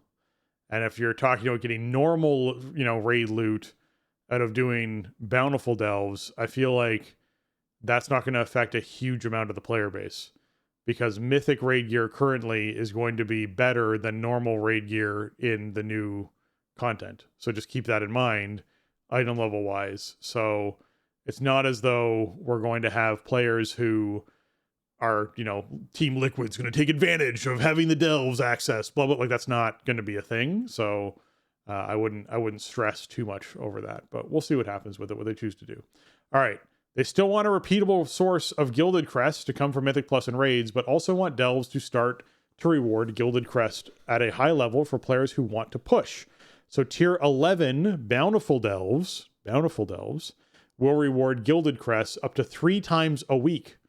This will be from separate chests in the Bountiful Delve, so players will not be required to get a key to acquire the Gilded Crests. And they will not change the Great Vault's requirement in Season 2. Tier 8 will be the highest delve to run to get good rewards from the Great Vault. So you need to essentially run 8s to get your heroic reward from delves if you're trying to do that. But if you run 11s, you'll get Gilded Crests, and you can get that up to 3 times a week. So we don't know necessarily how many Gilded Crests that will be and how much of a contribution that will be towards the cap. I will say, if this was the case in Season 1, I would have not been as far behind going into the actual time when I started earning Gilded Crests, because it took me a week to get geared enough to run Mythic Plus content that was high enough to have Gilded Crests happen for me, which meant that there were very few people out there who were running content high enough to actually even start earning Gilded Crests. Whereas Tier 11 Bountiful Delves are going to be rough, but as long as you take your time, they're doable. So I do feel like this would be a great way for folks to get Gilded Crests in early Season 2 without them having to worry about trying to do high enough Mythic Plus and deal with groups in Mythic Plus. So that is going to be a nice alternative for folks out there as well. So keep that in mind. Yeah, and it should also allow you to, get to the top end of your potential gear, right? Because you have those last 2 ranks on the hero track you need Gildeds for. It's really not possible to get enough Gildeds to do that in Season 1, even if you have the discount on another tune. They're just not, they're not available enough. So, this might be incentive for me to take my alts and push higher delves if they feel good to do, because the reward would be nice. It'd be really cool to max that stuff out. That also means extra Mog, right? Once you convert that hero piece into Gilded Crest level, then you get the Mythic Mog. So that is actually a nice little incentive. And I think for people that are really, I know people who are delves are kind of, either the way they're engaging with WoW and WoW endgame, or they're a serious part of their weekly rotation and diet. Then this is a nice benefit. I think I understand why Blizzard came out of the gate kind of conservatively, right? With okay, you just really do 8s, and anything above 8s is more for kind of bragging rights or whatever. That makes sense. I think, as they're seeing player behavior, I think they're understanding that it's worthwhile to provide some more incentives and rewards for doing that higher difficulty, and that there's an audience for it. So I think it's cool. I could see myself maybe, doing 11s on the monk to get some nice upgrades and stuff. But I don't know.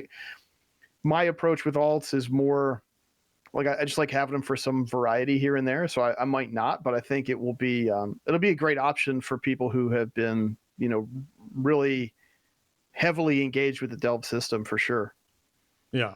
I think it will be a benefit regardless for folks, even for the folks who are hey, I want to earn some Gilded Crests, but I don't want to have put together a Mythic Plus group, or I don't have time this week, or whatever it is.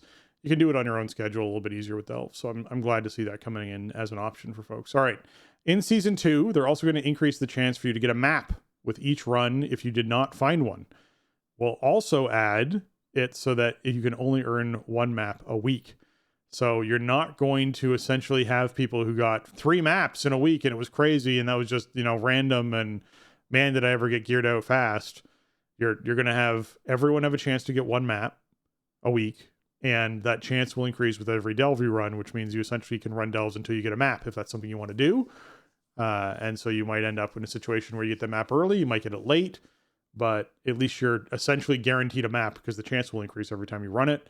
And you'll essentially be in a situation where once you get 1 map, you're not having that, hey, maybe I should run another just in case. Maybe I should run another just in case. That goes away, which I think is probably a wise decision as well. So good change here as well, I think.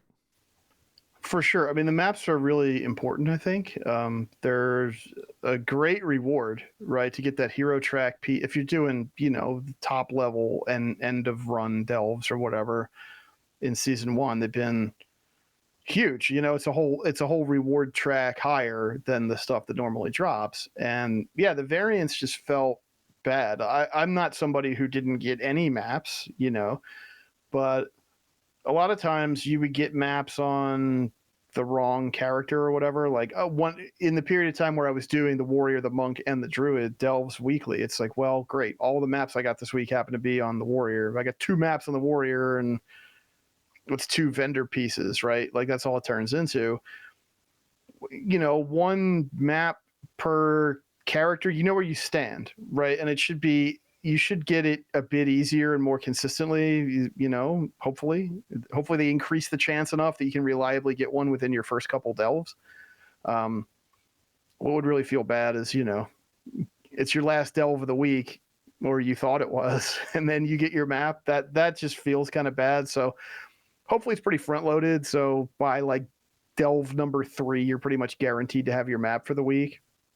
And then that'll be awesome, because that's like, when I think about how I sort of approached my alts that I wanted to play this season, my goal was hero track, top to bottom. And, you get what you get out of the delve, you get what you get out of the map chests, but it's not like I was getting a map every single week on both of the alts. So this pretty much guarantees that you'll get, at least of some kind, you'll get 2 hero track pieces on a character from doing delves for the week, right? Like, I think that's the intention anyway. And hopefully if the maps dropping isn't consistent enough, they'll tweak it. But it seems like if I take that same approach in season 2, I should get essentially like not quite twice the rewards, because I did get some maps, but I definitely wasn't getting a map per character every week. So you don't have that like super high roll top end of like, I got 3 maps this week, dude. Like I got so much gear. Like that's not going to happen, but the consistency I think will be a lot better. It's going to feel good to get that map every single week. Know that you can get it, know that it's coming, get that extra piece of hero gear, week on week on week, all season long. I think that's way better than, hey, maps exist and like maybe you get one, maybe something cool happens, or maybe you don't. Yeah, maybe you just feel bad because all your friends got maps and you didn't. Yeah, exactly. All right, other updates we're seeing coming in is new curios for Bran. They're looking at sort of widening what they can do with these different curios. I would almost want to see equipment for Bran at some point where you can essentially give him, a different, maybe a set of binoculars or like a grappling hook or like whatever it is, and that affects how your brand behaves as well inside a dungeon. So I like that there's new curios happening. I want, like, by the time we walk out of this expansion, there to be like the delve system, your hero for your delve stuff to be, something that you can do a lot with. I think would be really neat. I'd be fine with this becoming a more complex system over time, and just being sure that when they introduce it, which they currently do, you unlock different stages of things and they sort of slowly, they trickle drip in different things for you. I'd be fine if they maintained that, but made the system a lot more broad. I think would be really neat to look at, especially if they think about continuing to do delves going forward, which I certainly think for the next couple expansions, we should see. It is a system like that I think they could definitely maintain. So that would be neat, but good to see more curios come in for that. We're also going to see new affixes coming in, and they're going to essentially offer a increased difficulty, but not to the level where your delve run is like over when you encounter them. As far as like some of these affixes and stuff that you come into, you're not going to go in and go, oh man, it's a XYZ particular, week or delve that I spawned into. I should just leave and come back to this one later or another time or whatever it is, because this affix is terrible. But they are choosing to like have things that like replace normal enemies with more elite enemies and things like that inside of some of these for season 2. So certainly keep in mind there's going to be some spice added to these delves. I have to admit, I laughed out loud when I read this section. Like, they should offer an increase in difficulty, but not to the level where your delve run is over when you encounter them. Yeah. Like, is literally in blue text. Yeah. Yes, correct. Kind of overshot some of those Zekvir mobs in season 1, didn't we? I think it's fine. Like, that was the whole problem wasn't the variety or the extra challenge that they introduced as you kind of scaled up through the system. It was they were tuned wrong. Yeah.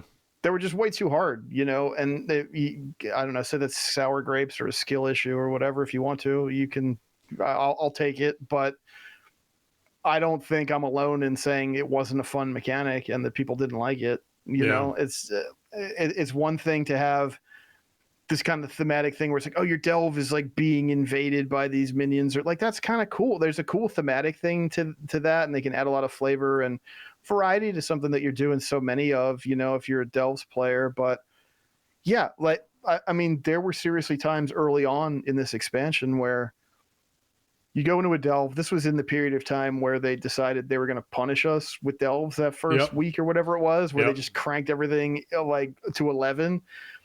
And you just like zone into the delve and, oh, that pair of ads is here, run out and reset it. Yeah. Like, we have to get one that doesn't have these things in it, and then we'll proceed. Like, that's not fun, right? Like, that's like, I don't know, like re-rolling in a roguelike until you get like the starter that you want. Like, it's just a waste of your time, you know. Like, it's not interactive and it's not fun. So I'm cool with them, you know, revisiting the concept of having these sort of thematic, like, extra trash or affixes or whatever you want to call them, but they got to be in line with tuning. Sure, they should be harder than the standard mobs in there, but they can't just kill you.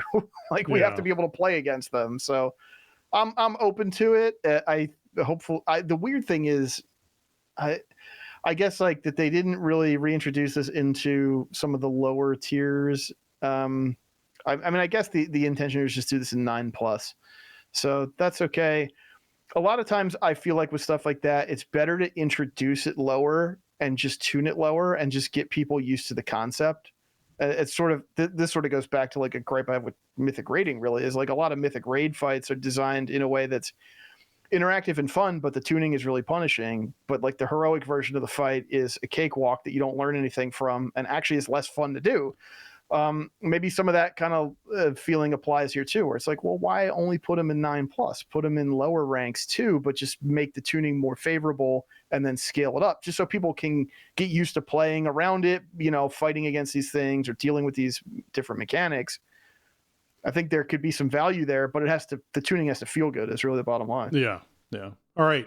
Tier reset and item level changes. Well, yes, we're moving into season 2, which means that they're going to reset what you have unlocked tier progression wise inside delves. So you're going to go all the way back down to starting at tier 4. You aren't going to be able to start at 8 and get your max reward for your vault, or start at 11 and start earning Gilded Crest right away. You'll have to work your way up to it by completing delves. And just like you would at the beginning of any season, the difficulty and rewards of 4+ delves will increase to match the new item level caps for season 2. For normal, heroic, and mythic. So keep that in mind. You're going to get bounced back to tier 4, and things are going to be more difficult because they're going to be assuming you have a certain item level based off of the season 2 caps for those item levels. So expect that to happen. Not too surprising. Yeah, this is equivalent to like your keystone decaying in the Mythic Plus system, right? It's the same kind of idea. It stinks a little bit because you are going to have to, like, if you're just trying to max out your delve for the week, and I'll bet you if you're coming in at like 640 that you could probably handle tier 8s the first week of the season, but I don't know, maybe not. Maybe it'll be a lot harder than that. You know, we'll see. It gives everybody, I guess, like the same playing field, right? You got to work your way up through the system.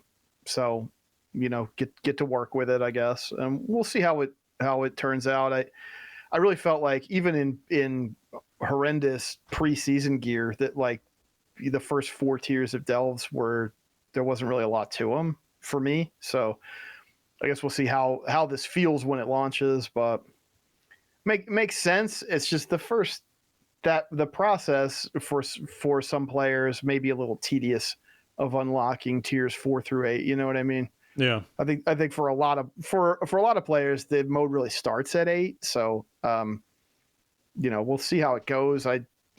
But I get what they're doing here. I just think it's going to mean that, well, you got to do like 4 extra delves that you didn't really want to do. Yeah.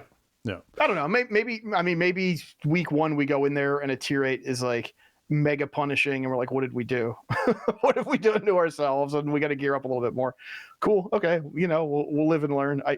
I do think there's also some wisdom in just like letting the players make their own mistakes in that regard. Like, if you want to just stroll into a tier 8 and get punched, I mean, hey, you know, I don't I don't have a problem with that either, I guess.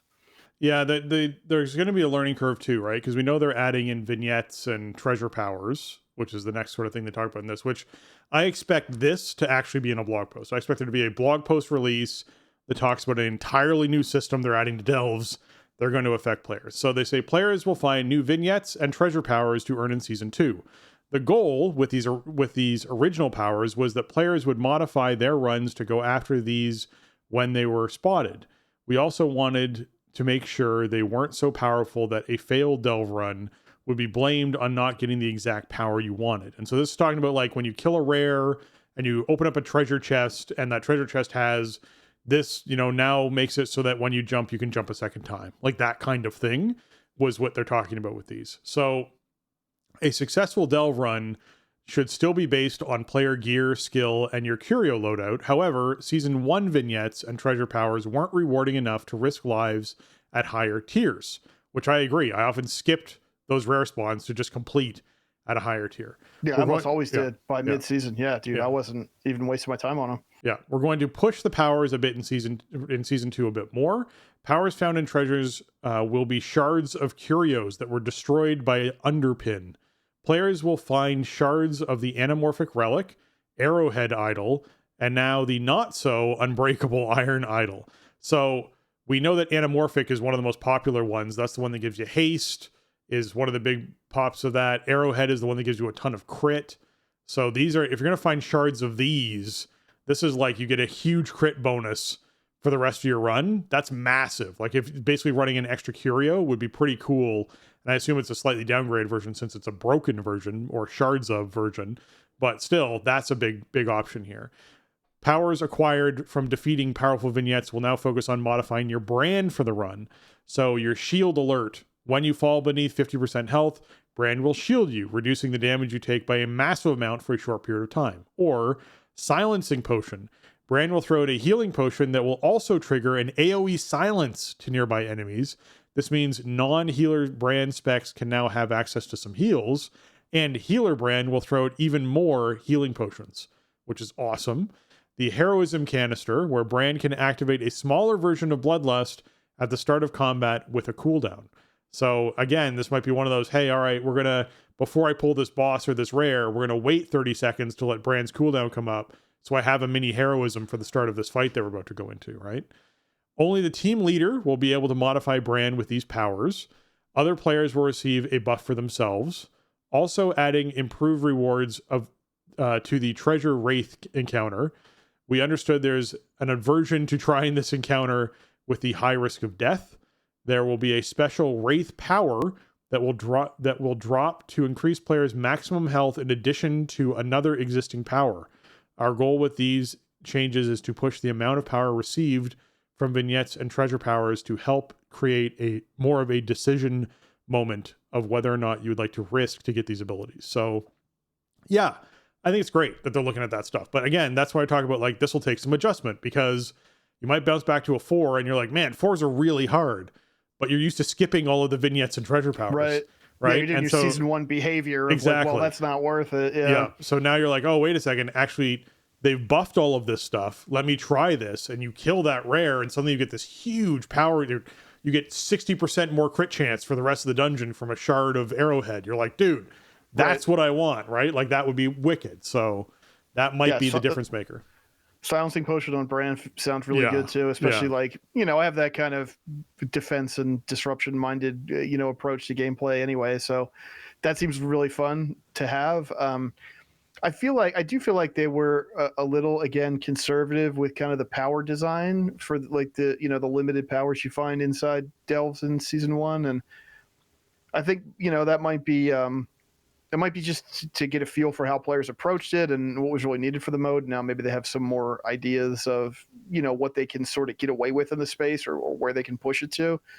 I think also, I don't know if the developers feel this, but the players certainly have some, Torghast related psychic damage around these kinds of like limited time, like instance based powers. And so, I think you want to design the mode that stands on its own 2 feet without it revolving around collecting these suites of powers, right? But also, if the powers aren't cool, then we don't want them. So we need some cool powers. I definitely would never go out of my way to acquire anything, any of these limited powers from treasures or from the vignette. Like if I saw Reno in my in my delve, I'm just going the other way. Like it's just a waste of time, So I think there's definitely opportunity there because it does add variety and it could be cool, but the payoff was just never good enough. So if the payoff's going to be better, then we'll check it out. And yeah, that could, especially if we're going to be in a world where, hey man, if you're a high end delver, then you want to be doing, at least 3 11s for the week on top of your other rotation because you got to get your 11s in for your gildeds. Then yeah, man, you might need to. Maybe it doesn't matter specifically which powers you have, but you are going to want to take advantage of wherever you can get them because you're going to need it to push through the 11s. Like I could see that, and that might really actually be cool. That might add that sort of, a top end challenge and texture to the mode that I kind of lamented how like I was doing delves just for the gear and I wasn't really enjoying them, by late season this season, and that was pretty true. That might mitigate some of that, because I understand that this is like a pinnacle challenge. I'm getting gilded crests for it. I'm getting very high level rewards. It's very challenging, but I have a pretty broad decision space inside the delve. I have, I have some texture around, okay, I can take on this extra challenge, but then I get this huge benefit that actually feels impactful on completing the rest of the delve. It could round out that top end play in a way that I think, there's definitely some opportunity coming out of season 1 to investigate there. Yeah. Okay. War Within development notes. So this is PTR development notes about stuff that came out. They've done some significant changes to the drive system, in other words, the car, where they increased the height of the G99 breakneck so you can climb over obstacles easier, such as fences, not getting hung up on as many things. They added a bunch of different variety of horns that you can customize. I'm really looking forward to seeing what some of those are. They reduced the maximum speed of the GNZ Airmaster 9000. Essentially, it went down to 12.5%, but its acceleration at high speeds has been increased to compensate. There's a lot of things they did just to sort of tweak these cars to make sure they feel really good. So there's a lot of testing happening with those, which is good to see. So I'm looking forward to that.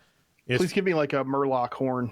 That's I want like a Murgle horn. I don't know. It'd be ridiculous, but why not? Like it isn't the whole thing here seems ridiculous. So let's go. If we unlockable horns would be awesome. I want to have a long lost discovered tape of a Hans and Franz talk show that took place. That's what I want to have happen. Oh man, they can play on my radio. Like a radio, yeah. I want radio shows. I want some like cheesy radio shows that they can have in there playing. That would be great. That would make me very happy. All right, as far as delves go inside PTR, they have added in a vendor, the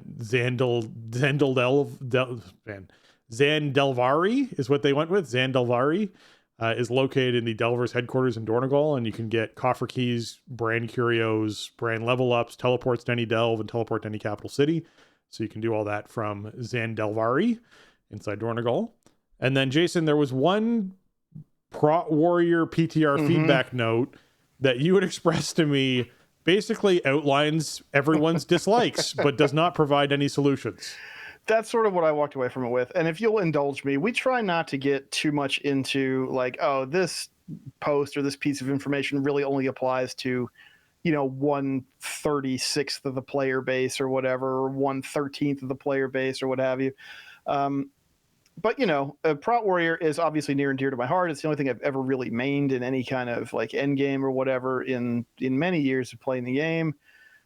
And it's contentious right now because they're doing some stuff on PTR that is not shaping up too great, And so I outlined some of the issues that I was seeing coming down, the pipe here with this PTR. And I talked about it on the show, I think last week or maybe the week before. And we got a post from Kyvax this week. There was somebody made a huge feedback post that was pretty good about some issues, the issues with some of these changes and everything. And, Kyvax kind of laid out what they're trying to change conceptually.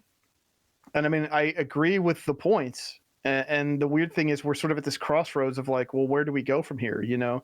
Kaivex mentions the high APM requirement, and he says they feel the APM requirement is too high, which I might agree with. And he says that, high APM can be uncomfortable or even painful for some players. It's true. I mean, you could easily get RSIs and stuff from using a mouse and keyboard. And, like I've said before, most of the time playing Prot Warrior, if you're actively tanking, dude, you're hitting two keys per GCD at least, right? Because you have a bunch of stuff that's off GCD. You're proccing a bunch of shield slams, and you got to weave all those in on GCD, and then you're using, your shield block and ignore pain and off GCD, and then you're thunderclapping, and you have all these other things proccing. So it's a very high APM play style for sure, and that's okay. That's not like a bad thing on its surface, but I do think, like, obviously, like Kaivex here is sort of identifying there's sort of an upper level that the devs don't like, and I do think that that's reasonable. I don't think it's unreasonable from a dev standpoint to go, hey, should we like peel back some of the APM requirements of Prot Warrior? I probably think that they should. He goes into saying that high burst rage generation is one of the problems that spikes this APM. And he says this is what's driven the changes we've made, cutting down on burst rage generation.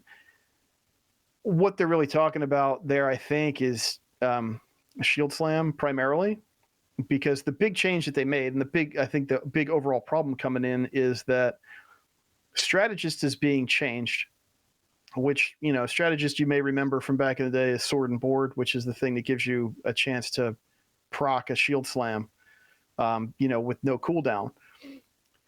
It's been 30%, and they're cutting it to 20%. And that doesn't sound like a big number change, but it's actually nerfing it. You're getting, a third fewer Shield Slams in any window of time. And it's your primary ability offensively, and it's an important ability defensively and throughput-wise. I think of all of the problems that a lot of Prot Warrior mains have maybe identified with the direction that we're moving in, I don't think anybody is like, hey, we're shield slamming too much. We like to shield slam, right? It's part of what's fun about playing the spec. So I don't know. I feel like, digging their heels in about 20% is maybe just wrong, because I'm not really sure that that's what players want and like, and I'm not sure if they can offset that many fewer shield slams with tuning. But, I think that's sort of the challenge they've presented to themselves. Kaivex makes the point in the post that, okay, if you have fewer shield slams available, then you should be able to revenge more, and you should be able to execute more, especially with the sudden death procs, because that's another thing. You can have so many procs with Prot Warrior, right? Which is all sort of this APM problem too. So, the sort of the sales pitch here is like, okay, you're going to shield slam a lot less, but what if you had more time to think about using revenge or something? And it's like, okay, like theoretically, I guess that sort of makes sense. We're just going to reduce the amount of shield slams that we're using keystrokes on, and we're going to leave some more room for revenges or sudden deaths. I feel like if that's the case, that maybe revenge needs a little more juice than what it's had. I mean, especially for Mountain Thane, it's like you have so much access to Thunderclap, and then you get Thunder Blast proccing, and it's, that's sort of one of the whole main things that you're doing in this. I don't want to push revenge if I don't absolutely have to, right? It's almost like a last resort for me. I feel like a lot of times in a world where we have Thunder Blast and Thunderclap being so heavily modified by Mountain Thane, which is so much fun to play, I don't want to not push Thunderclap either, right? He mentions that they're monitoring performance, they're monitoring ignore pain tuning and total damage. The rage income changes affect other talents like anger management, and they're working to keep all aspects of protection competitive following these changes. Yes, I mean, that is your job, is to not make this spec fall off the face of the earth. I think part of the problem is that another thing that is weird here in terms of like Prot Warrior is a very reactive feeling spec. You want to feel like you are this really expert like melee fighter, right? You're defending yourself. You're kind of out dueling the thing that you're fighting because you can protect yourself and you can strike them sort of opportunistically, right? And you're using your shield kind of like as a battering ram to open up these other opportunities. That's like what really feels cool about playing the spec. The predominant build and style is with a talent called Devastator, which means you no longer use Devastate as an active ability. Your auto attacks just provide the Devastate effect and have a chance to proc shield slams. That ends up feeling a bit passive. There's this weird tension where, yes, you don't want super high APM and the super high APM requirement playstyle, but if we're not using that filler Devastate, the rhythm feels really weird if we don't have other buttons to push, right? We also don't want dead GCDs, especially like a tank spec. It feels weird to have dead GCDs. You want to be doing something, either to protect yourself, to, I don't know, protect an ally, to harm your opponent, whatever it is. The dead GCD feels really weird. We've never had it really in any. I mean, I don't know. Maybe in Burning Crusade or something, but it doesn't even feel. I don't even think we had it then. You want to push. You want to be pushing a button every GCD. So, I think trying to put more emphasis on like rage generation from some other talents. Like there's some talents that proc rage generation from your bleed effects and stuff. Like, okay, that's a way to have like a more consistent rage thing. Some players have pointed out that, well, rage from damage taken is a big part of the problem here because the answer is always just to pull more stuff and then you get more rage. But it kind of makes sense in a way, but rage from damage taken does have an internal cooldown on it. So there is like, you might think in your mind, like, well, I'll just pull more stuff and I'll get more rage. But there is like an upper limit of how much of that you're really going to get from getting auto attacked. So it's a tricky situation because they created a spec that's super fun to play, but just has this mega high APM requirement, right? You don't want to burn people out or like literally have people injuring themselves playing it. But how do you do that without cutting all the fun of the spec and the power of it off at the knees? And the thing about this post, like I saw a post come out, I'm like, oh, sweet, we got some blue text about Prot Warrior in 11.1. I walked away with it just with nothing. There's no solution here. There's no roadmap. It's just like, yeah, you're going to have fewer shield slams and you're going to generate less rage. Okay. But the community is saying, hey, we don't like these changes. They feel bad. We're concerned the spec's not going to be competitive. And like, yes, some of us even agree that the APM requirements are too high, but these changes go too far. And the answer is like, well, we're making these changes because we believe that the consistent sources of rage generation and the lower shield slam reset rate will be good enough. Not really what I was hoping for, I guess. Like we have seen some tuning changes and stuff come through on PTR that will offset a bit of this, but I think it's a tough spot they put themselves in, and I really think that they should just resign themselves to the 30% proc rate on strategists for the shield slam resets and balance everything else around that. I think players are just too used to it. We've had it that way for so long, and dialing that back, it fundamentally changes what the spec even feels like to play and the rhythm of kind of how. Like I find Prot Warrior tanking to be a very kind of rhythmic type of play style, and slowing down those shield slam procs really throws that off. So I don't really understand why this was such a priority for them for this upcoming patch in terms of kind of reworking Prot Warrior, but I don't know. I guess the good thing is like they're obviously aware of it. They're receiving a lot of feedback and some of it from what I've seen seems to be quality. It's like it's in line with some of the same things that I've been thinking about since we saw the initial wave of changes. So I mean, hopefully, I think there is some kind of happy medium, but I really think the biggest thing is that strategist nerf to 20% is that just throws off the whole play style too much. We need to figure out a world where we can calm everything else down while also shield slamming a lot, and maybe that means like bigger Ignore Pain absorbs, just you got to be careful with that. We've seen what happens when Ignore Pain gets out of control, but maybe we need to let Ignore Pain a little bit more off the leash even than they already are planning on.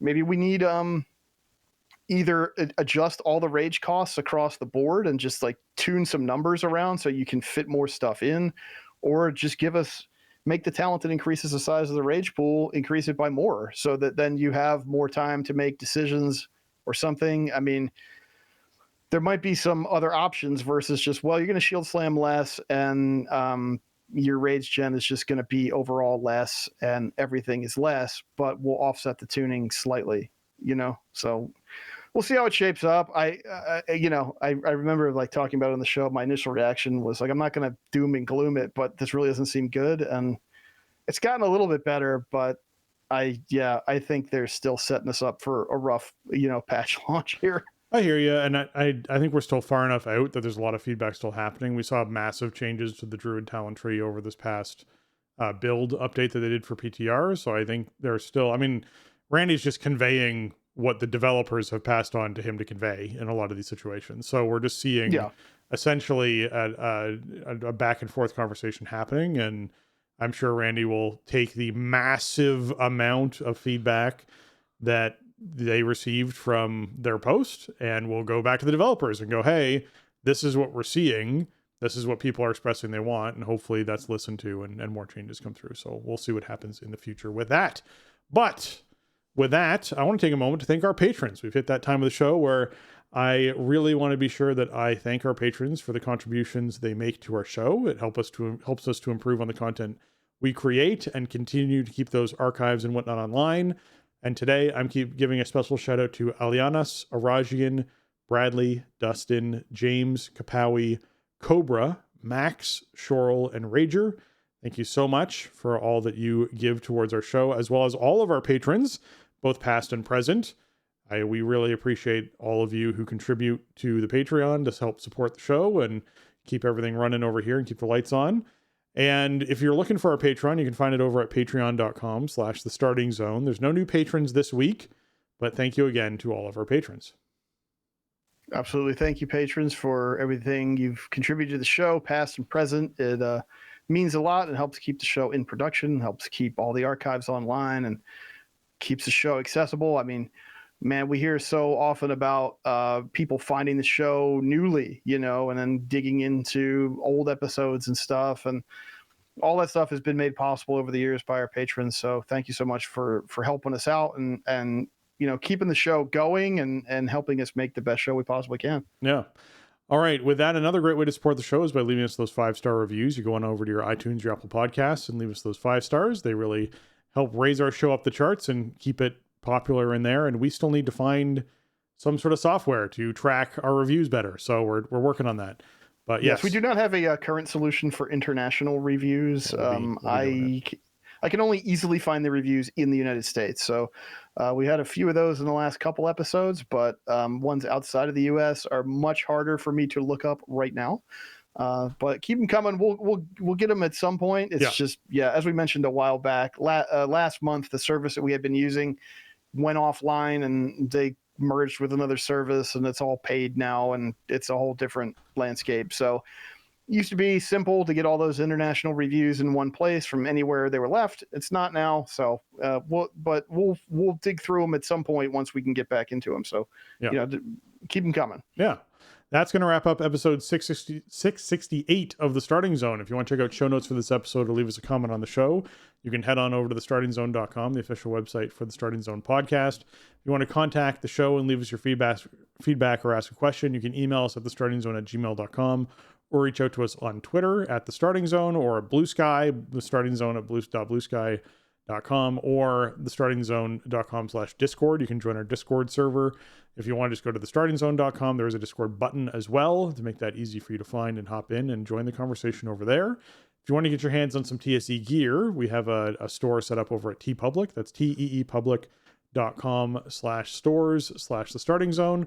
And you can check out all the designs on shirts and mugs and stickers and all that kind of fun stuff. And Jason, where can folks find you on the internet? Best place to find me you can find me on Twitter over at Shieldwald, or you can find me on Blue Sky. It's jlucas.bsky.social over there. Like I usually mention, I do read both sites, and I keep up with them both, but I mostly post stuff on Blue Sky these days. So if you want to see what I'm up to and what's on my mind, Blue Sky is probably your venue. Video channels are over on twitch.tv/Shieldwald and youtube.com/Shieldwald. Still quiet, still kind of hibernating as we're in this sort of downtime. We'll start spinning it back up a bit more as we get into patch and season 2. Be streaming raids and keystones and stuff, so come check those out as well. All right, and if you're trying to find me, you can find me over on Twitter at Spencer_Downey, or over on Blue Sky at SpencerHD.bluesky.social, or you can find me on Twitch, twitch.tv/SpencerHD, youtube.com/@SpencerHD. And with that, for Jason and myself, we want to say thanks for listening, and jobs done.